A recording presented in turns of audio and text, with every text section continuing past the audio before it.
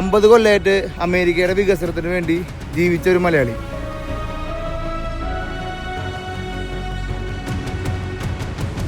തൃശ്ശൂര് നമ്മുടെ റൗണ്ടിന്റെ അവിടെ നിന്നും അവിടെ കളിച്ച് വളർന്ന് അമേരിക്കയിലെത്തിയ മിസ്റ്റർ ദിലീപ് വർഗീസ്.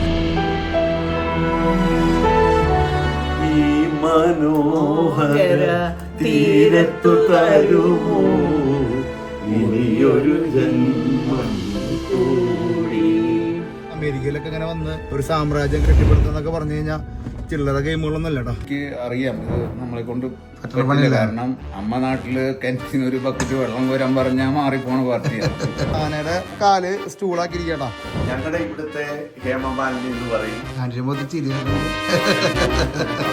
അത് രണ്ട് തരത്തിലുള്ളവരുണ്ട്. ഞങ്ങളെ പോലുള്ളവർ വന്നു കഴിഞ്ഞാൽ ഇവിടെ, അതൊക്കെ മേലെ വരുന്നവർക്ക് ഇവിടെ.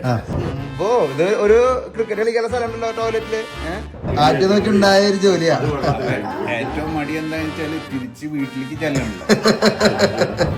നാട്ടിൽ കൊടുത്ത് കുഞ്ഞോളാൻറ്റിയുടെ ഒരു പ്രതിമ വേണമെന്ന് പറഞ്ഞ് ചെയ്യിപ്പിച്ച ആള് മാറിപ്പോയി. വീടിന്റെ അകത്തെ DJ ബൂത്തിന് കേട്ടോ.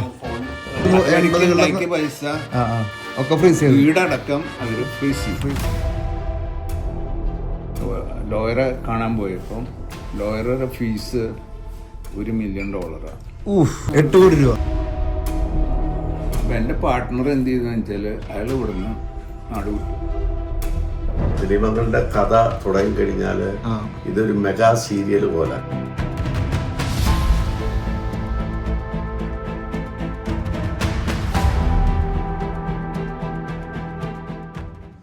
അമ്പത് വർഷമായിട്ട് അമേരിക്കയിലെ പ്രവാസ ജീവിതം നയിക്കുന്ന ഒരു മലയാളി.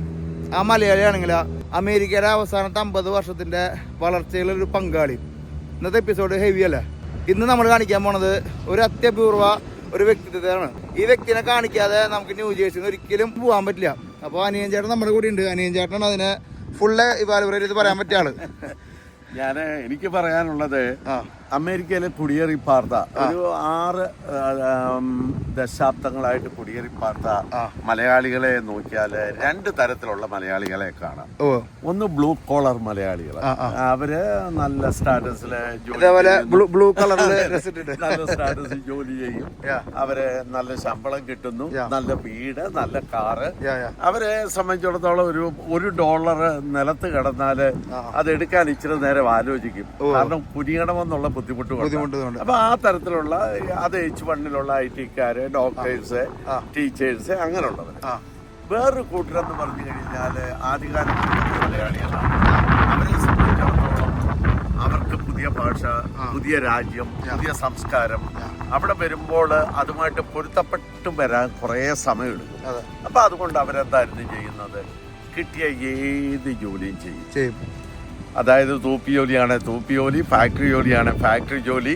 പക്ഷെ അവര് അത് കൊണ്ടുള്ള ബെനഫിറ്റ് അവർക്ക് കിട്ടിയത് ജീവിതത്തിലെ എക്സ്പീരിയൻസ്. അതിപ്പം ഫോർ എക്സാമ്പിള് നമ്മുടെ മൈക്രോസോഫ്റ്റിന്റെ ബിൽ ഗേറ്റ്സിന്റെ മോൻ പോലും ഡിഷ് വാഷറായിട്ട് റെസ്റ്റോറന്റ് ജോലി ചെയ്തിട്ടുണ്ട്. അവിടുന്നാണ് അവർ തുടങ്ങുന്നത് എന്ന് പറഞ്ഞ പോലെ. അങ്ങനെ കഠിനാധ്വാനത്തിലൂടെയും ദീർഘവീക്ഷണത്തോടെയും അർപ്പണബോധത്തോടും കൂടി മുന്നോട്ട് പോയ ചുരുക്കം ചില മലയാളികളുണ്ട്. അവര് ഹിമാലയത്തിന്റെ മുകളിൽ പോയി അവര് കൊടി വെച്ചതുപോലെയാണ്. അതിലൊരാളാണ് ന്യൂജേഴ്സിയിലെ ദിലീപ് വർഗീസ്. അദ്ദേഹം ഈ ട്രൈ സ്റ്റേറ്റ് ഏരിയ മാത്രമല്ല, നോർത്ത് അമേരിക്ക മുഴുവൻ അറിയപ്പെടുന്നുണ്ട്. അദ്ദേഹത്തിന്റെ കഥ അദ്ദേഹം എന്നോട് പറഞ്ഞിട്ടുണ്ട്. 2-3 ജോലികൾ ചെയ്തുകൊണ്ടാണ് ജീവിതം തുടങ്ങിയത്. ഉയർച്ചയുണ്ട്, താഴ്ചയുണ്ട്, മറ്റു പല കാര്യങ്ങളും നമുക്ക് അദ്ദേഹത്തിൽ നിന്ന് കേൾക്കാൻ സാധിക്കും. അപ്പം സാൻഡപ്പൻ ഇവിടെ വന്നു. ട്രാവിസ്റ്റ ബൈ സാൻഡോസ് അമേരിക്കയിലൂടെ ഓടുമ്പോൾ തീർച്ചയായിട്ടും തൃശ്ശൂർക്കാരനായ ഒരാളെ വേണമെന്ന് പറഞ്ഞു. അപ്പോൾ അതിന് റൈറ്റ് പേഴ്സൺ മിസ്റ്റർ ദിലീപ് കുഞ്ഞുമോള ടീമാണ്.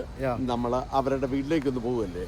ഇന്ന് പോണ് നമ്മള്. എന്താ, ഞാൻ ഈ ട്രിപ്പ് സ്റ്റാർട്ട് ചെയ്ത സമയത്ത് തന്നെ നമുക്ക് ഒരുപാട് ആൾക്കാർ ന്യൂജേഴ്സിയിൽ ദിലീപങ്ങളിലൊന്ന് പോയി കാണാൻ പറ്റി, കണ്ടോളോ, ഒരുപാട് സ്റ്റോറികൾ ഉണ്ടെന്ന് പറഞ്ഞു. അപ്പോൾ ഞാൻ എവിടെ പോയാലും എന്നെ ഒരാൾ റെഗുലർ എന്നെ വിളിച്ചു പറയുന്നത് ദിലീപങ്ങളെ കാണാൻ പറ്റുമെന്ന്. അപ്പോൾ ഇന്ന് നമ്മൾ ആ യാഥാർത്ഥ്യത്തിലേക്ക് എത്തണം.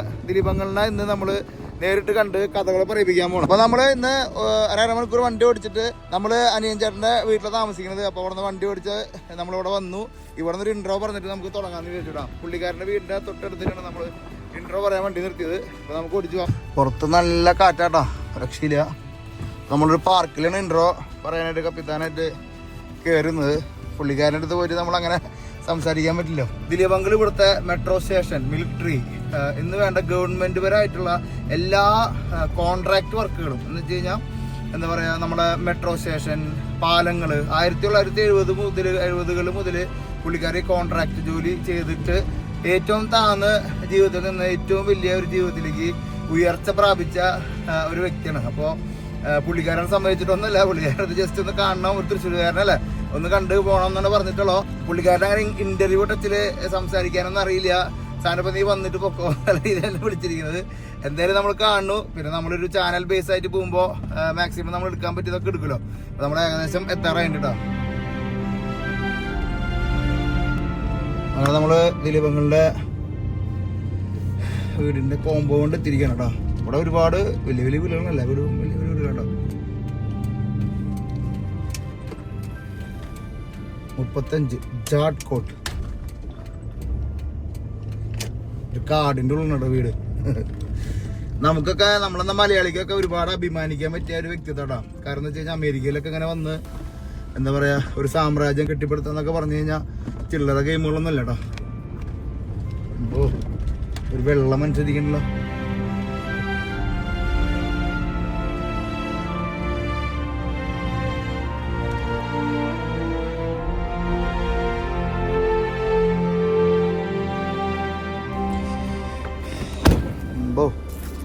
അങ്ങനെ നമ്മള് ദിലീപങ്ങളുടെ വീട്ടിലേക്ക് എത്തിയിരിക്കുകയാണ്. വീട്ടിൽ വരുമ്പോൾ തന്നെ ഒരു വലിയൊരു സ്റ്റാച്ചു പണിത് വെച്ചിട്ടുണ്ടോ.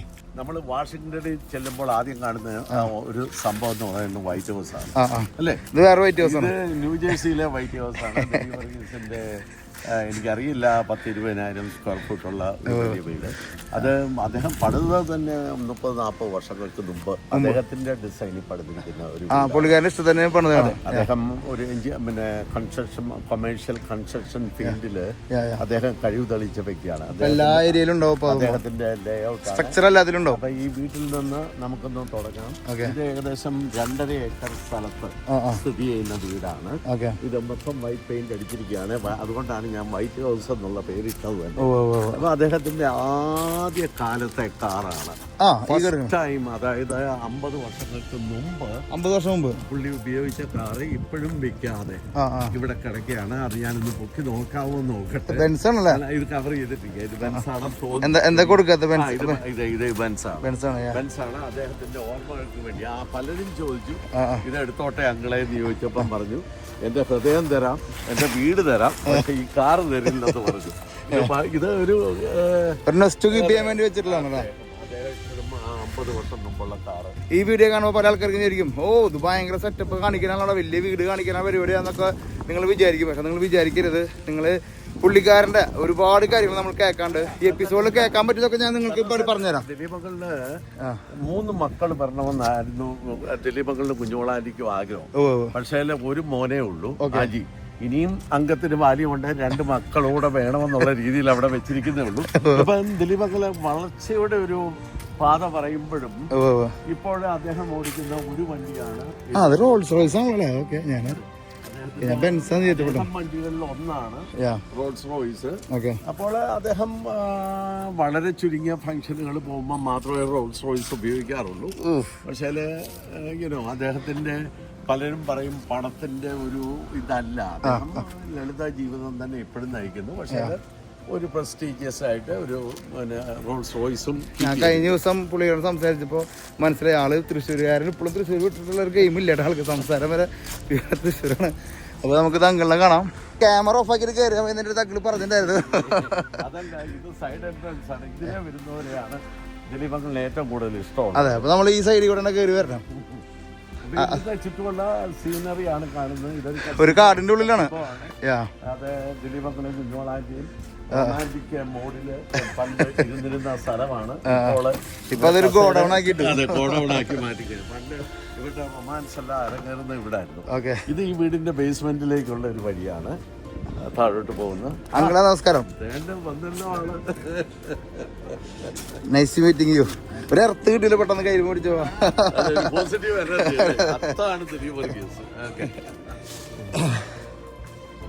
Welcome to Travelist Family. Camera on ആക്കി പിടിച്ചോണ്ട് കുഴപ്പമില്ലല്ലോ.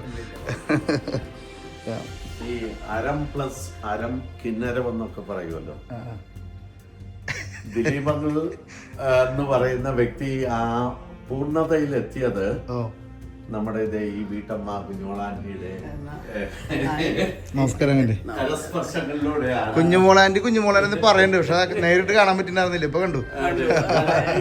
കുഞ്ഞോളാൻറ്റി പിന്നെ കോട്ടയത്ത് കൈപ്പുഴ എന്ന് പറയുന്ന നീണ്ടൊരു കൈപ്പുഴയാണ്. കാരണം ഞങ്ങളുടെ ഇവിടുത്തെ ഹേമമാലിനി എന്ന് പറയും, ഐശ്വര്യ എന്ന് പറയും. ഇന്ന് കുഞ്ഞോളാൻറ്റി സാരി ഉടുത്ത് വന്നു കഴിഞ്ഞാൽ ഒരു രക്ഷയില്ല. ദിലീപങ്ങള് മൂക്കത്ത് കൈവച്ച് മാറി നിൽക്കാം. അപ്പൊ അങ്ങളെ നമുക്ക് കുറെ കാര്യങ്ങൾ ചോദിക്കാണ്ട്. നമുക്കറിയാനുള്ളത് അങ്കിളുടെ ഒരു ചെറിയൊരു സ്റ്റോറി. അങ്കിൾ എങ്ങനെ ഇവിടെ വന്നു, അമേരിക്കയിൽ ഇത്ര 50 വർഷത്തെ ജീവിതം, ഇത്രയും അമേരിക്കൻ ഗവൺമെൻറ്റിൻ്റെ കൂടെയുള്ള വർക്ക്, സാധാരണക്കാരുള്ള വർക്ക്, എല്ലാം കൂടിയിട്ടുള്ളൊരു ട്രിബ്യൂട്ടാണ് നമുക്ക് വേണ്ടത്. അപ്പോൾ ഇവിടെ നിന്ന് തുടങ്ങണത് അങ്കിൾ തന്നെ തീരുമാനിക്കണം.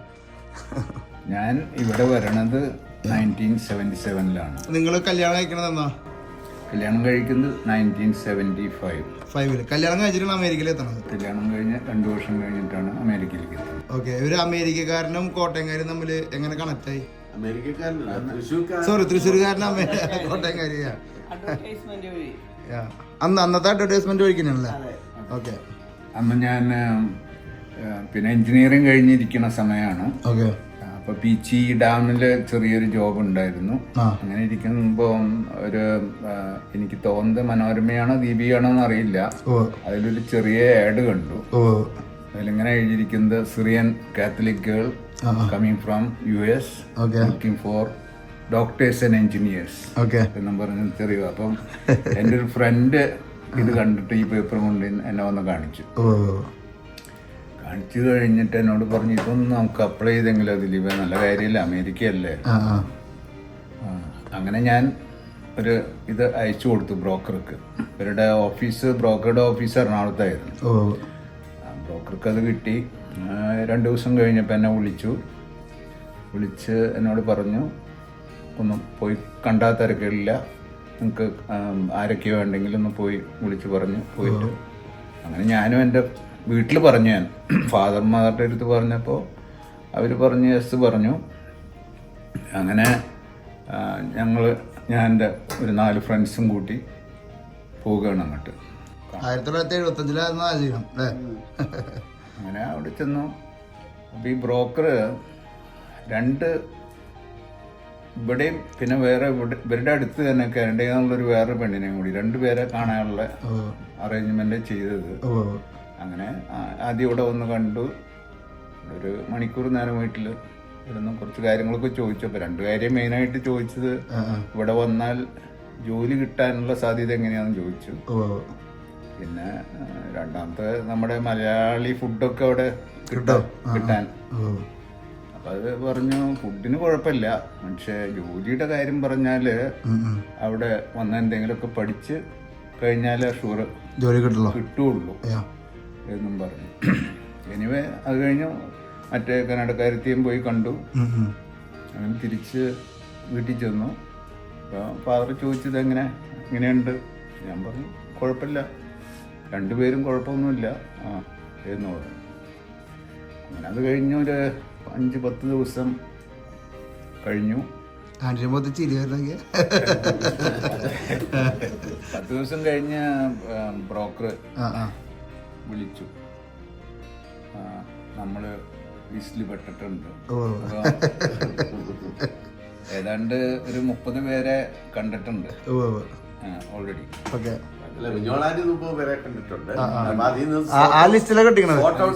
അവസാനം 2-3 എത്തിയിട്ടുണ്ട്. അപ്പം പറഞ്ഞു ഇനി അപ്പൊ ഇവിടെ വന്നിരിക്കുന്ന ആകെ 30 ദിവസത്തിനുള്ളിൽ കല്യാണം കഴിഞ്ഞ് തിരിച്ചു പോകാനുള്ള തയ്യാറെടുപ്പിലാണ്. അങ്ങനെ ഒരു 10-15 ദിവസമായി. അപ്പോഴേക്കും ബ്രോക്കർ വിളിച്ച് പറഞ്ഞു പേരൻസ് ആയിട്ട് പോയി. കാണാമെന്ന് പറഞ്ഞു. അങ്ങനെ അപ്പോഴും എനിക്ക് വലിയ പ്രതീക്ഷയില്ല, കാരണം ഈ 30 പേരുടെ ലിസ്റ്റിൽ നിന്ന് ഷോർട്ട് ലിസ്റ്റായി 2 പേരായി. മറ്റേ ഒരു ഡോക്ടറെയാണ് ഇവര് ആദ്യം പ്രിഫർ ചെയ്തത്. ഡോക്ടർ കാലത്തും എനിക്ക് ഉച്ചയ്ക്കുമാണ് അപ്പോയിന്റ്മെന്റ്. അപ്പൊ ഡോക്ടർക്ക് എന്താ പറ്റിയെന്ന് അറിയില്ല, ഡോക്ടർ കാലത്ത് കാണാൻ എത്തിയില്ല. ഡോക്ടർ വിളിച്ച് പറയുകയും ചെയ്തു. ഞങ്ങൾ ചെന്നു, ഞാനും അമ്മയും കൂടിയാണ് അവിടെ ചെല്ലണത്. അപ്പം അവിടെ ചെന്ന് ഇറങ്ങിയ വഴിക്ക് കുഞ്ഞുങ്ങളുടെ അമ്മ, ഇവര് ഈ കോട്ടയമൊക്കെ അവിടുത്തെ ഒരു സ്റ്റൈലായിരിക്കും ചിലപ്പോ, എന്റെ ഫാദറെ പിടിച്ചൊറ്റ കെട്ടിപ്പിടുത്താം. ആന്റിയുടെ അമ്മ. ഓക്കെ. അപ്പൊ ഫാദറിനാണെങ്കിൽ അത്ര വലിയ പരിചയമില്ലേ, തൃശ്ശൂരെന്നല്ലേ, തൃശ്ശൂരിന്ന് അങ്ങനെ ഒരു പിടിച്ച് പിന്നെ വർത്താനൊക്കെ പറഞ്ഞു കഴിഞ്ഞു. ഞങ്ങള് ഭക്ഷണം കഴിച്ചോന്ന് ഞാൻ ഓർക്കണില്ല. അത് കഴിഞ്ഞ ഒരു വീണ സ്റ്റോറി പറഞ്ഞാന്നല്ലോ അനുജ. അതായത് കുഞ്ഞോളാൻറ്റി ഇങ്ങനെ നോക്കത്താ ദൂരത്ത് കണ്ണും നട്ടിരിക്കുകയാണ്. വരുമ്പോ ഒരാൾ എന്ന് നോക്കി തൃശ്ശൂർന്ന് ഒരാൾ ബൈക്കേല് കൂളിംഗ് ഗ്ലാസ്സും ഒക്കെ വെച്ച് മൂന്നാമനുമായിട്ട് വരുന്നു. അവര് പെണ്ണ് കാണാൻ വന്നിട്ട് അവിടെ ഈ കോട്ടയം സൈഡിലെ ഈ പടികളുള്ള വീടുകളാണ്. അപ്പം പുള്ളി കൂളിംഗ് ഗ്ലാസ് എടുത്തില്ല ദിലീപങ്ങള്, എടുക്കാതെ നേരെ അങ്ങ് കുഞ്ഞോളാൻറ്റിയുടെ സൗന്ദര്യത്തിൽ മയങ്ങി മുന്നോട്ട് വന്നപ്പോ പടി അവിടെ നിൽക്കുന്നത്. ആ പടിയെ തട്ടിയിട്ട് നേരെ ചെന്ന് വീഴുന്നത് കുഞ്ഞോളാൻറ്റിയുടെ കാൽപാദങ്ങളിലാണ്. അമ്മ അപ്പച്ചനെ കെട്ടിപ്പിടിക്കാൻ മുമ്പ്. എന്നിട്ട് എനിവേ അപ്പൊ ഇവിടെ കണ്ട് കഴിഞ്ഞ് മറ്റേ കാനഡയിലുള്ള അവരെയും കാണാൻ 2 അപ്പോയിന്റ്മെന്റാണ് അപ്പോൾ ഡോക്ടർ ചെയ്തിരിക്കുന്നത്. ഇത് കഴിഞ്ഞ് ഇതൊക്കെ കഴിഞ്ഞപ്പോ ഫാദർ പറഞ്ഞു, ഇനിയിപ്പോ മറ്റേ പെണ്ണൊന്നും കാണണ്ട, ഇത് തന്നെ മതി. അപ്പൊ ബ്രോക്കറും ഇപ്പൊ ഏതാണ്ട് ഡോക്ടർ വന്നില്ലല്ലോ, പിന്നെ വേറെ നമ്മളാണല്ലോ പിന്നെ ചോയ്സ്. അപ്പൊ പിന്നെ അങ്ങനെ കല്യാണം ഒരാഴ്ച കൊണ്ട് കല്യാണമായി. അങ്ങനെ കല്യാണം കഴിഞ്ഞ് അപ്പൊ കുഞ്ഞുങ്ങളിവിടെ ഈ സ്റ്റുഡന്റ് വിസയിലായിരുന്നു ഇവിടെ ഉണ്ടായിരുന്നത്. കല്യാണമൊക്കെ കഴിഞ്ഞ് പിന്നെ ഒരു 10-15 ദിവസത്തിനുള്ളിൽ തിരിച്ച് അമേരിക്കയിലേക്ക് പോകും. അപ്പോഴേക്കും നമ്മുടെ വിസയൊക്കെ പിന്നെ റെഡിയാക്കാനുള്ള പരിപാടിയിലൊക്കെയല്ലേ കല്യാണം. കല്യാണം നടന്നു കഴിഞ്ഞ് അറിയണത് വിസയ്ക്ക് ചെന്നപ്പോൾ അഡ്രസ്സിൽ കുഞ്ഞുങ്ങൾ വിസയ്ക്ക് ചെന്നപ്പോൾ സ്റ്റുഡന്റ് വിസ ആയതുകൊണ്ട് റീ എൻട്രി ഇല്ല, പെട്ടെന്ന് കിട്ടില്ല എന്ന് പറഞ്ഞു. അങ്ങനെ പിന്നെ കുഞ്ഞുങ്ങളുടെ സിസ്റ്ററും ബ്രദറൊക്കെ ഇവിടെ ഉണ്ടായിരുന്നു. സിസ്റ്റർ സിറ്റിസണായി. അങ്ങനെ വിസ എടുത്തിങ്ങോട്ട് പോരുകയാണ്. ഇവിടെ വന്ന് എഞ്ചിനീയറിംഗ് അല്ലേ നമ്മൾ പഠിച്ചിട്ടുള്ളൂ, വേറെ ഒരു പണിയും വീട്ടിൽ ചെയ്തിട്ടില്ല, ശീലല്ലേ. എന്ത് എഞ്ചിനീയറിംഗ്? സിവിലാണോ?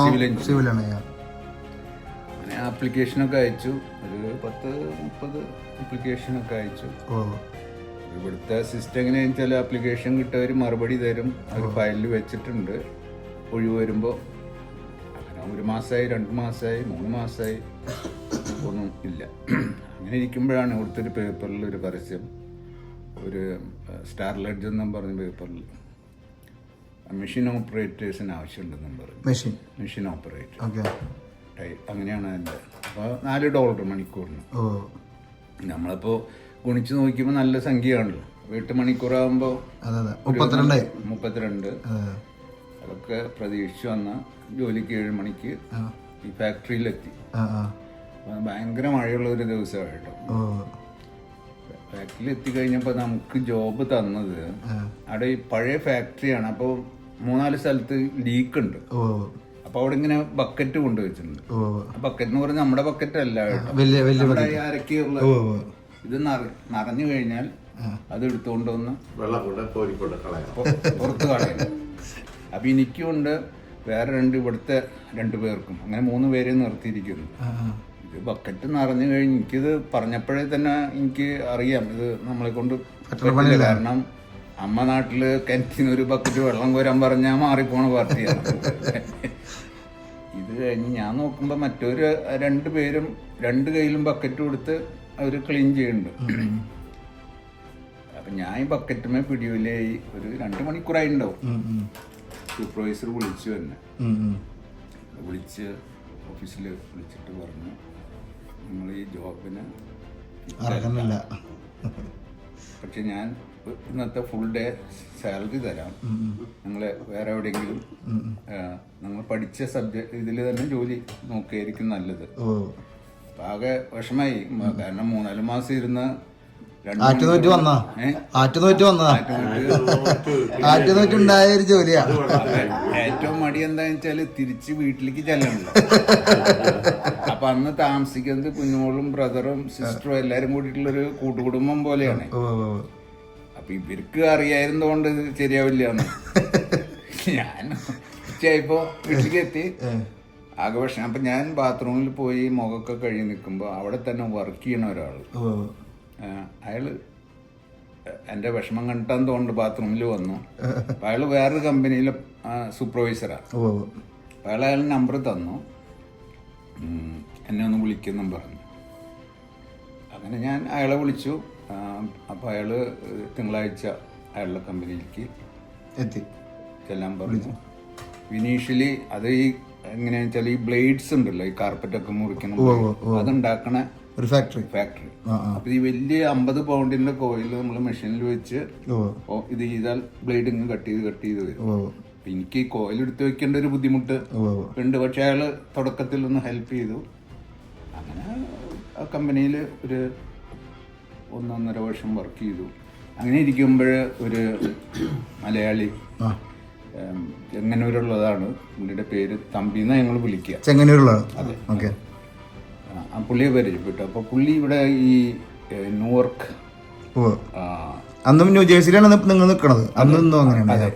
അപ്പം പുള്ളി ഒരു എഞ്ചിനീയറാണ്, ഒരു ഇതിൽ വർക്ക് ചെയ്യാണ് ഈ കൺസ്ട്രക്ഷനായിട്ട് ബന്ധപ്പെട്ട്.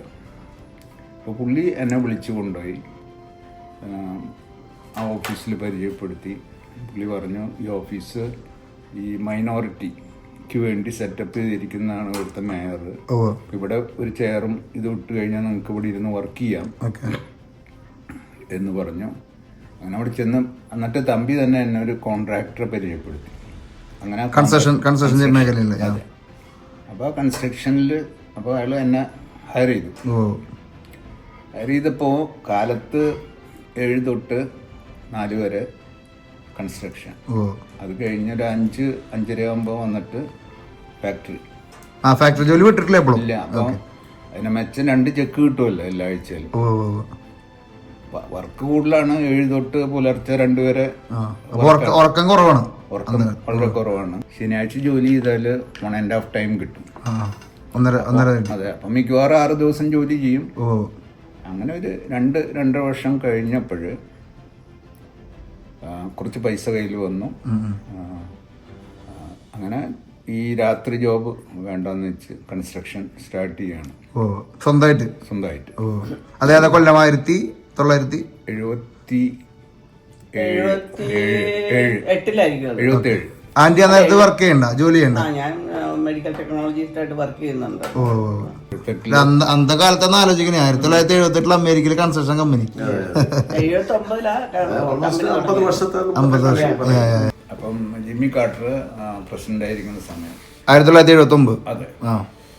അപ്പൊ പുള്ളി എന്ത് ചെയ്തെന്ന് ചോദിച്ചാല്, ഇവിടുത്തെ ആർമി നേവി ബേസിലൊക്കെ അവിടുത്തെ വർക്കിന്റെ 5% മൈനോറിറ്റിക്ക് വേണ്ടി കൊടുക്കണം എന്നുള്ളൊരു റൂൾ കൊണ്ടുവന്നു. നമ്മൾ ഉദ്ദേശിച്ചിട്ടല്ല, ഇന്ത്യക്കാരെ ഉദ്ദേശിച്ചല്ല ചെയ്തതെങ്കിലും ഇവിടുത്തെ മൈനോറിറ്റി ബ്ലാക്സിനൊക്കെ ഉദ്ദേശിച്ച് ചെയ്തത്. പക്ഷെ ഇന്ത്യക്കാരെയും ആ മൈനോറിറ്റി ഇതിൽ പെടുത്തി. അങ്ങനെ വന്നു കഴിഞ്ഞപ്പോൾ എന്ത് പറ്റിയ, ഞാൻ ഇവിടുത്തെ 1-2 കമ്പനിക്കാരായിട്ട് പരിചയം ഉണ്ടായിരുന്നു, വൈറ്റ്സ്. അവർ അതിൽ ഒരാൾ എന്നെ അപ്രോച്ച് ചെയ്തിട്ട് പറഞ്ഞു, ഇങ്ങനൊരു ഇത് വന്നിട്ടുണ്ട്, അപ്പം എൻ്റെ കമ്പനിയുടെ പേരിൽ ബിഡ് ചെയ്യുക, എല്ലാ കാര്യവും അവർ ചെയ്തോളൂ, അവർക്ക് എല്ലാ ബേസിലും വർക്കുള്ള കമ്പനി. അപ്പം പറഞ്ഞു, ഒന്നും അറിയണ്ട, നിങ്ങൾ ഇപ്പം ഒരു സംഖ്യ പറയാൻ നിങ്ങൾക്ക് എത്ര പെർസെൻറ്റേജ് വേണം എന്ന് പറഞ്ഞാൽ അതിൽ കൂട്ടിയിടുക, ബാക്കി എല്ലാവരും ചെയ്തോളാം. അപ്പൊ എനിക്ക് ഇവിടുത്തെ ഈ ഓഫീസ് ഉപയോഗിക്കാം. ഇങ്ങനെ ഒരു സെറ്റപ്പ് ആയി കഴിഞ്ഞപ്പോൾ അങ്ങനത്തെ ഒരു ചാൻസ് കിട്ടി. അങ്ങനെയാണ് ശരിക്കും ഒരു മൈനോറിറ്റി ബേസിൽ 5% എന്ന് പറയുമ്പോൾ പല ഇവിടെ 6-7 ബേസ് ഉണ്ട്. ഓ അവിടെയൊക്കെ ഈ വർക്കുകൾ ഇങ്ങനെയുണ്ട്. അന്ന് യുദ്ധത്തിനുള്ള സാമഗ്രികളും പരിപാടി അന്ന് സജ്ജനല്ല, എന്തിനും അന്ന് സജ്ജനം, ബേസ് അല്ലെങ്കിൽ മിലിറ്ററി സജ്ജനല്ല കാര്യങ്ങൾക്ക്. അതെ, അതുകൊണ്ട് പിന്നെ ഈ വെസ്റ്റ് പോയിന്റ് എന്ന് പറഞ്ഞൊരു ബേസ് ഈ ആർമി സ്റ്റുഡൻസിന് വേണ്ടിയുള്ളൊരു ബേസ് ആണ് അത്. അപ്പം സ്റ്റുഡൻസിന് അവിടെ വന്ന് പഠിക്കാം. അങ്ങനെ ഒരു നല്ല സ്റ്റാർട്ടിങ് കിട്ടി. അങ്ങനെ കുറച്ചു കാലം ഈ കമ്പനിയുടെ കൂടെ ഞാൻ വർക്ക് ചെയ്തു.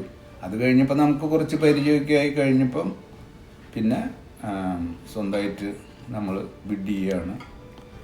അങ്ങനെയാണ് അതിലേക്ക് വന്നു പെട്ടത്. ആദ്യത്തെ കമ്പനിയുടെ പേരാണ് DNK കൺസ്ട്രക്ഷൻ. ഓക്കെ. അപ്പൊ ആന്റി ആ സമയത്തൊക്കെ ഈ ബിസിനസ് സ്റ്റാർട്ട് ചെയ്യാം, സാധാരണ ആൾക്കാർ ബിസിനസ് സ്റ്റാർട്ട് ചെയ്യുമ്പോൾ പെൺപിള്ളേർ ഇങ്ങനെ ഒരു വലിക്കല്ലോ, അന്ന് ആന്റി വലിച്ചിരുന്ന ബിസിനസ് ചെയ്യണ്ട, ജോലി ചെയ്താൽ മതി എന്നുള്ളൊരു?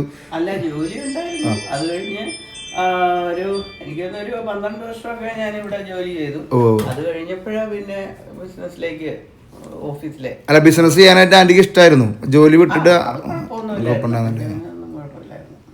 അതന്നെയല്ല, പിന്നെ വാശിക്ക് ദിലീപങ്ങളുടെ കാളും ഉയരങ്ങളിലേക്ക് പോകണമെന്ന് വിചാരിച്ച സ്വന്തമായിട്ടൊരു കമ്പനി സ്റ്റാർട്ട്, ഓക്സ്ഫോർഡ് എന്ന് പറഞ്ഞു. Hello, hi, Abin, how are you? Welcome to Travelist. ദിലീപന്റെ മനസാക്ഷി സൂക്ഷിപ്പുകാരാണ്. മനസ്സിന്റെ ഉള്ളിൽ എല്ലാ കാര്യങ്ങളും ഉണ്ടാ മനസ്സിൽ. പിന്നെ നമുക്ക് കുറച്ച് രഹസ്യങ്ങള് നമുക്ക് അബിൽ നിന്ന് കിട്ടും. ബാക്ക് രഹസ്യങ്ങള്. എന്നിട്ട് അങ്കിൾ അവിടെ നിന്ന് തുടങ്ങി അങ്ങനെ പിന്നെ ബിഡ് ചെയ്തു. അങ്ങനെ നല്ല വർക്കുകളൊക്കെ കിട്ടി തുടങ്ങി. അപ്പോൾ പിന്നെ സ്വന്തമായിട്ട് ഒരു ഓഫീസ് സെറ്റപ്പ് ചെയ്തു.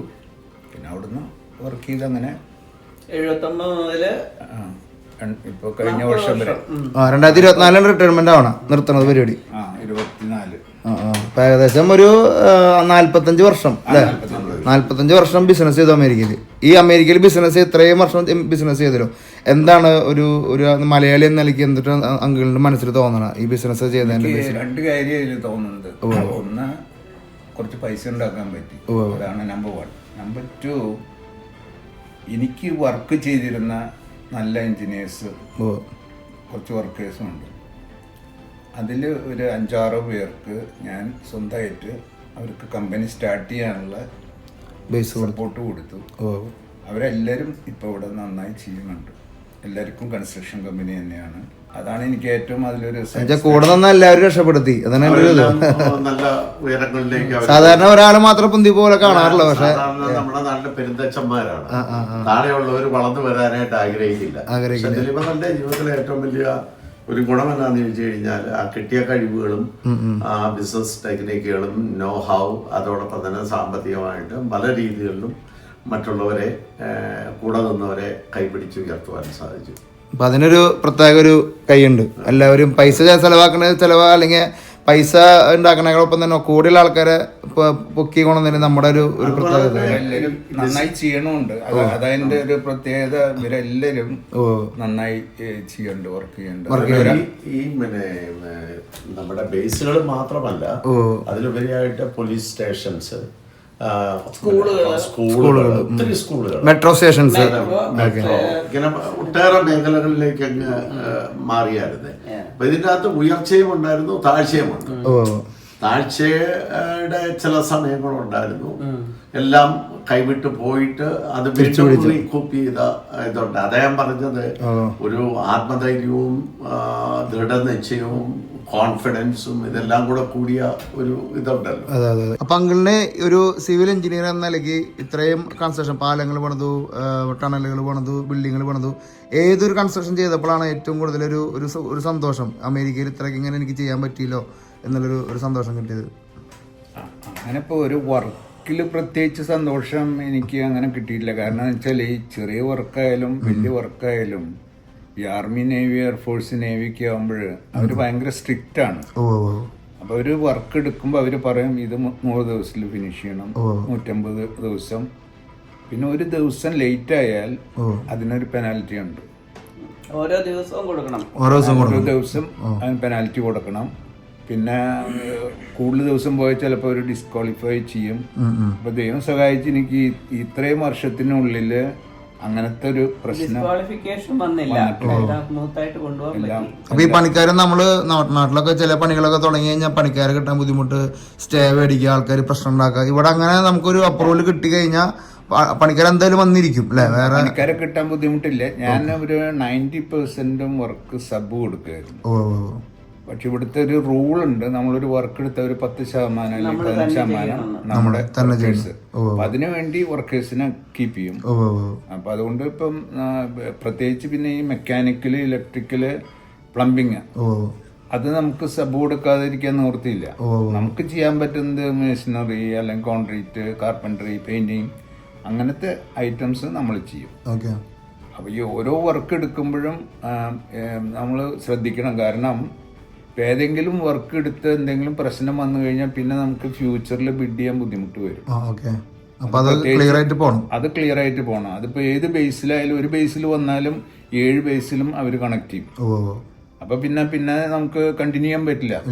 അപ്പൊ അത് കാരണം എല്ലാ വർക്കുകളും ശരിക്കും ഇപ്പം 30 മില്യന്റെ വർക്കും 1 മില്യന്റെ വർക്കും സെയിം എഫക്റ്റും ആ ഒരു ടെൻഷൻ എപ്പോഴും ഉണ്ട്. വർക്ക് ഫിനിഷ് ചെയ്യണവരെ താക്കോല് നമ്മുടെ നാട്ടിൽ താക്കോല് കൊടുക്കണവരെ ഒരു ടെൻഷൻ ഉണ്ടാവും അല്ലെ? അതെ. എനിക്ക് അതിൽ ഒരു അനുഭവം ഉണ്ടായത് ഈ വെസ്റ്റ് പോയിന്റ് എന്ന് പറയുന്നതാണ് ഇവിടുത്തെ ഒരു വലിയ ബേസ്. വെസ്റ്റ് പോയിന്റ് അത് ന്യൂജേഴ്സിയിൽ തന്നെയാണ്, ന്യൂയോർക്ക്. അപ്പൊ അവിടെ എനിക്കൊരു 20 മില്യന്റെ ഒരു വർക്ക് ഞാൻ എടുത്തു. അപ്പൊ ഒരു 6 നില ബിൽഡിംഗ് ആണ്, അത് കംപ്ലീറ്റ് റിനോവേഷൻ ആണ്. ആ വർക്ക് എടുത്തു കഴിഞ്ഞ് ഞാനപ്പോൾ നാട്ടിലേക്ക് പോയി അവിടെ ഇരിക്കുമ്പോൾ എനിക്ക് ബേസിൽ നിന്ന് ഒരു കോള് വന്നു. അത് ഈ കോള് വിളിച്ചിരിക്കുന്നത് ഈ ആർമിയുടെ ജനറൽ, അവര് ടോപ്പിൽ 5 പേരുണ്ട്, അതിൽ 3ാമത്തെ ഒരാളാണ് വിളിച്ചിരിക്കുന്നത്. അപ്പൊ അയാൾ ഈ ബേസിലൊക്കെ വരിക എന്ന് പറയുന്നത് കൊല്ലത്തിൽ ഒരിക്കലേ വരുള്ളൂ. ഈ വെസ്റ്റ് പോയിന്റിൽ വന്ന് ഇവിടെ ചെറിയൊരു പ്രശ്നം അയാൾ അറിഞ്ഞു. അപ്പൊ എനിക്ക് ആ ബിൽഡിംഗ് ഡിസംബർ 15 ഹാൻഡ് ഓവർ ചെയ്യണം. ഞാൻ വർക്ക് എടുത്തു കഴിഞ്ഞപ്പോഴാണ് അറിയണത് അതിൽ കംപ്ലീറ്റ് ആസ്ബസ്റ്റോസ് ഉണ്ട്. അപ്പൊ ഈ പ്ലാനിലൊന്നും കാണിച്ചിരുന്നില്ല. അപ്പൊ ആസ്ബസ്റ്റോസ് കണ്ടോട് കൂടിയിട്ട് പ്രശ്നമായി, നമുക്ക് കംപ്ലീഷൻ ബുദ്ധിമുട്ട്. അപ്പൊ അയാൾ വിളിച്ചിട്ട് പറഞ്ഞു എവിടെയാന്ന് ചോദിച്ചു. ഞാൻ ഇന്ത്യയിലാണ് പറഞ്ഞു. അപ്പൊ അയാൾ പറഞ്ഞു you have to be here within couple of days. പിന്നെ അന്വേഷിച്ചപ്പോഴാണ് ഈ പ്രശ്നം. ഇവിടെ വന്ന് നോക്കിയപ്പോൾ അയാൾ പറഞ്ഞു I want the building. Whatever you have to do it. പിന്നെ അങ്ങനെ ഞാൻ ഒരു 4 ആസ്ബസ്റ്റോസ് കമ്പനിയെ വിളിച്ചു.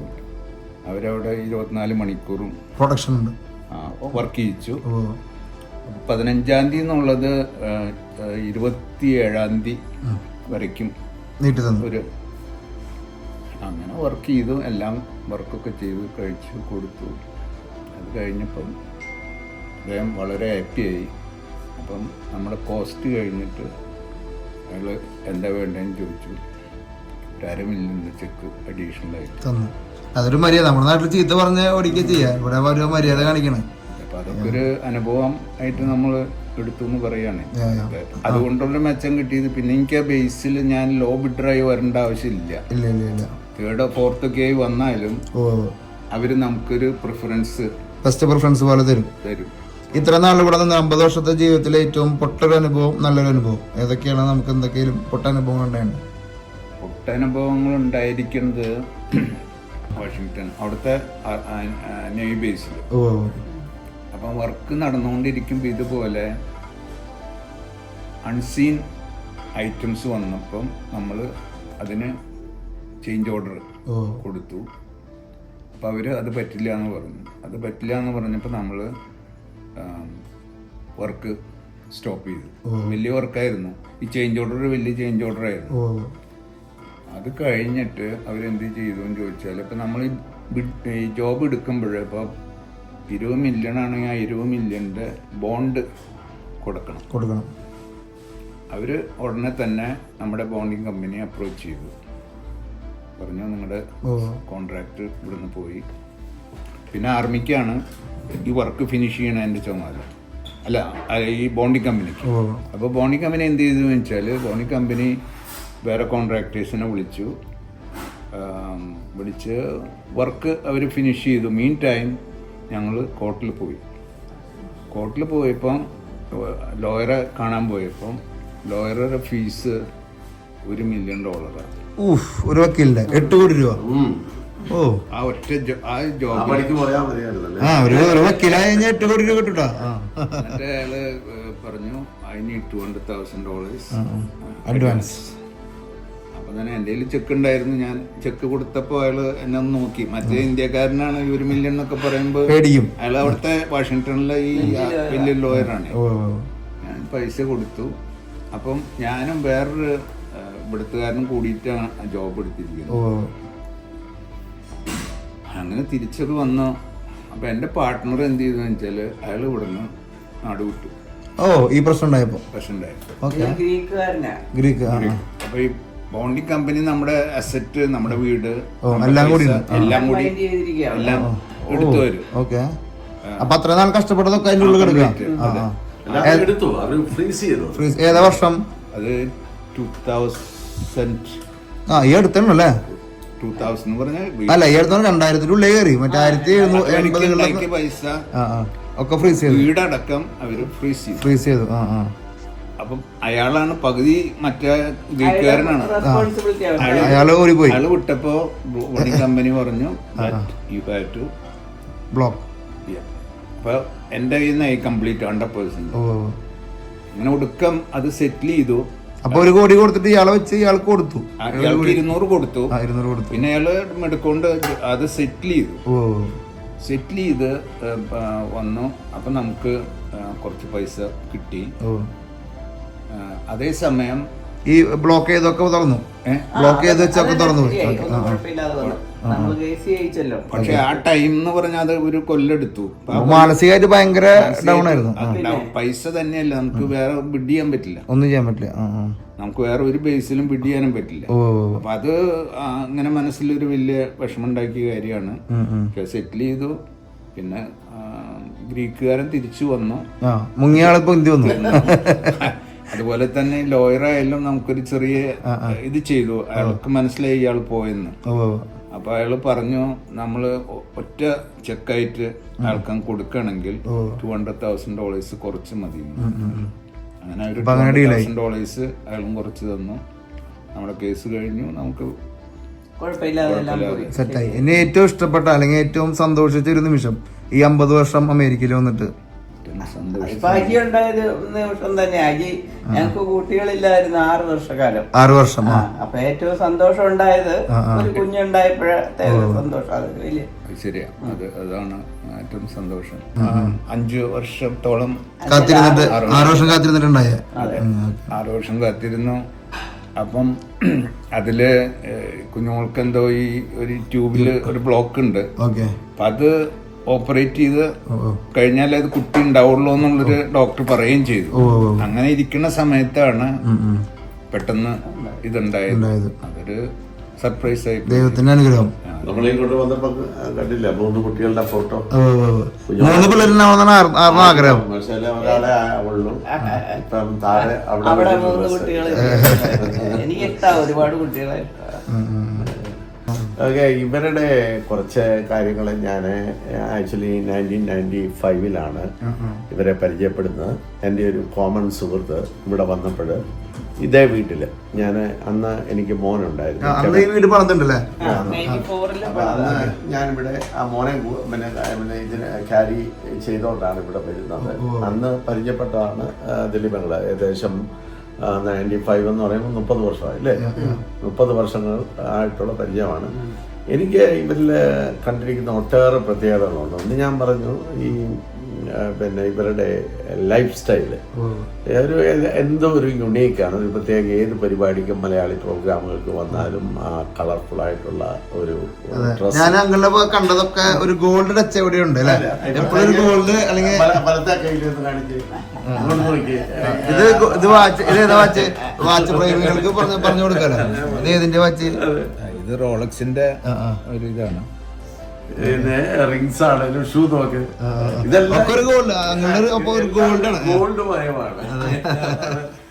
കുഞ്ഞോളാൻറ്റി അതാണ് വളരെ സിമ്പിൾ ഡ്രസ്സാണെങ്കിലും വെരി ഒരു എലഗന്റ് ഒരു എലൈറ്റ് ലുക്കിംഗ് സ്റ്റൈലിഷ്. പിന്നെ മിലിറ്ററിക്കാരോടെ നിൽക്കുമ്പോ അത്യാവശ്യം ലുക്കിംഗ് വേണല്ലേ? അത് വേണം. അല്ല, ഈ വാച്ചിന്റെ കാര്യം പറഞ്ഞ ഒരു കാര്യം ഞാൻ പറഞ്ഞോട്ടെ. ഞാൻ എനിക്ക് വാച്ച് വലിയ ഇഷ്ടമാണ് ചെറുപ്പം മുതൽ.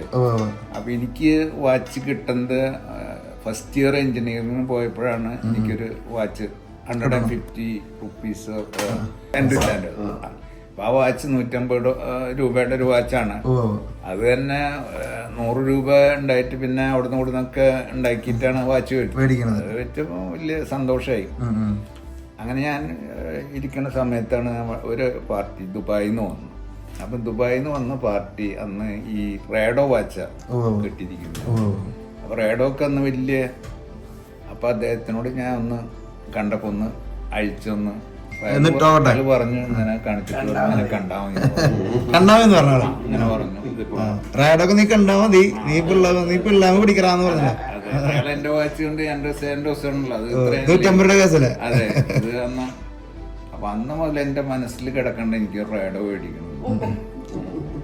അത് കഴിഞ്ഞ് ഇവിടെ വന്ന് ഒരു 5 വർഷം കഴിഞ്ഞപ്പോഴാണ് ഞാൻ ഈ എഡിസണിൽ പോയി കടയിൽ പോയിട്ട് 3 എൻട്രി സാൻഡ് ഈ റേഡോ 3 ടൈപ്പ് അന്ന് അതിന് $400 നല്ല ഗോൾഡ്, നല്ല രസം. അങ്ങനെ 3 എൻട്രി ഇത് റേഡോ വാങ്ങി. അപ്പൊ അതായത് വാച്ചിന്റെ കാര്യം പറയായിരുന്നു. പിന്നെ അയാളെ എനിക്ക് കാണാനൊരു അവസരം. റോളക്സ് ഇപ്പൊ ഒരു റോളക്സ് കാണിച്ചു. പിന്നെ എനിക്ക് ഒന്ന് മറ്റൊരു കാര്യം, നമുക്ക് നമ്മുടെ ജീവിതത്തിൽ ഒരു പെട്ടെന്നൊരാപത്തോ ഒരു ബുദ്ധിമുട്ടോ വന്നു കഴിഞ്ഞാൽ നമുക്ക് അമേരിക്കയിൽ അപ്രോച്ച് ചെയ്യാവുന്ന വളരെ ചുരുക്കം വ്യക്തിത്വങ്ങളേ ഉള്ളൂ. അത് തീർച്ചയായിട്ടും അമേരിക്ക കൗണ്ട് ചെയ്യാവുന്ന ഒരു വ്യക്തിയാണ് ദിലീപ് അങ്കിൾ. കാര്യം അത് മാത്രമല്ല, അത് തന്നെയല്ല ഇപ്പം നാട്ടിൽ ഇപ്പോൾ പണ്ട് നമ്മുടെ ഏഷ്യാനെറ്റിൻ്റെ അകത്ത് മറ്റേ മറ്റേ പുള്ളിക്കാരൻ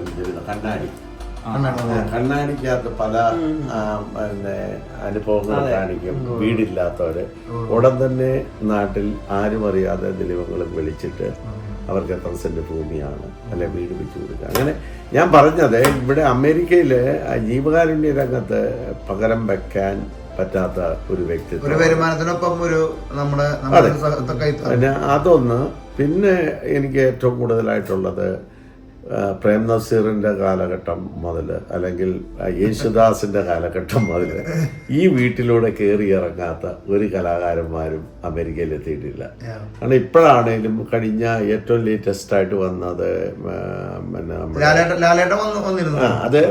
അത് അല്ലാതെ ഭാവനയല്ലോ മറ്റേ അവര് വന്നത് ഒരു ട്രൂപ്പ് വന്നപ്പോഴും ഏതാണ്ട് 2 ആഴ്ചക്ക് മുമ്പ് ഇവിടെ അവരെല്ലാരും വന്നു എൻജോയ് ചെയ്ത് പോകുന്നു. കുഞ്ഞോളാൻറ്റിയുടെ വേറൊരു പ്രത്യേകത എന്നാന്ന് ചോദിച്ചാൽ പിന്നെ ഹെൽപ്പ് ചെയ്യാൻ ഇവിടെ അമേരിക്കൻസ് ക്ലീനിങ്ങിനും എല്ലാം ഉണ്ട്.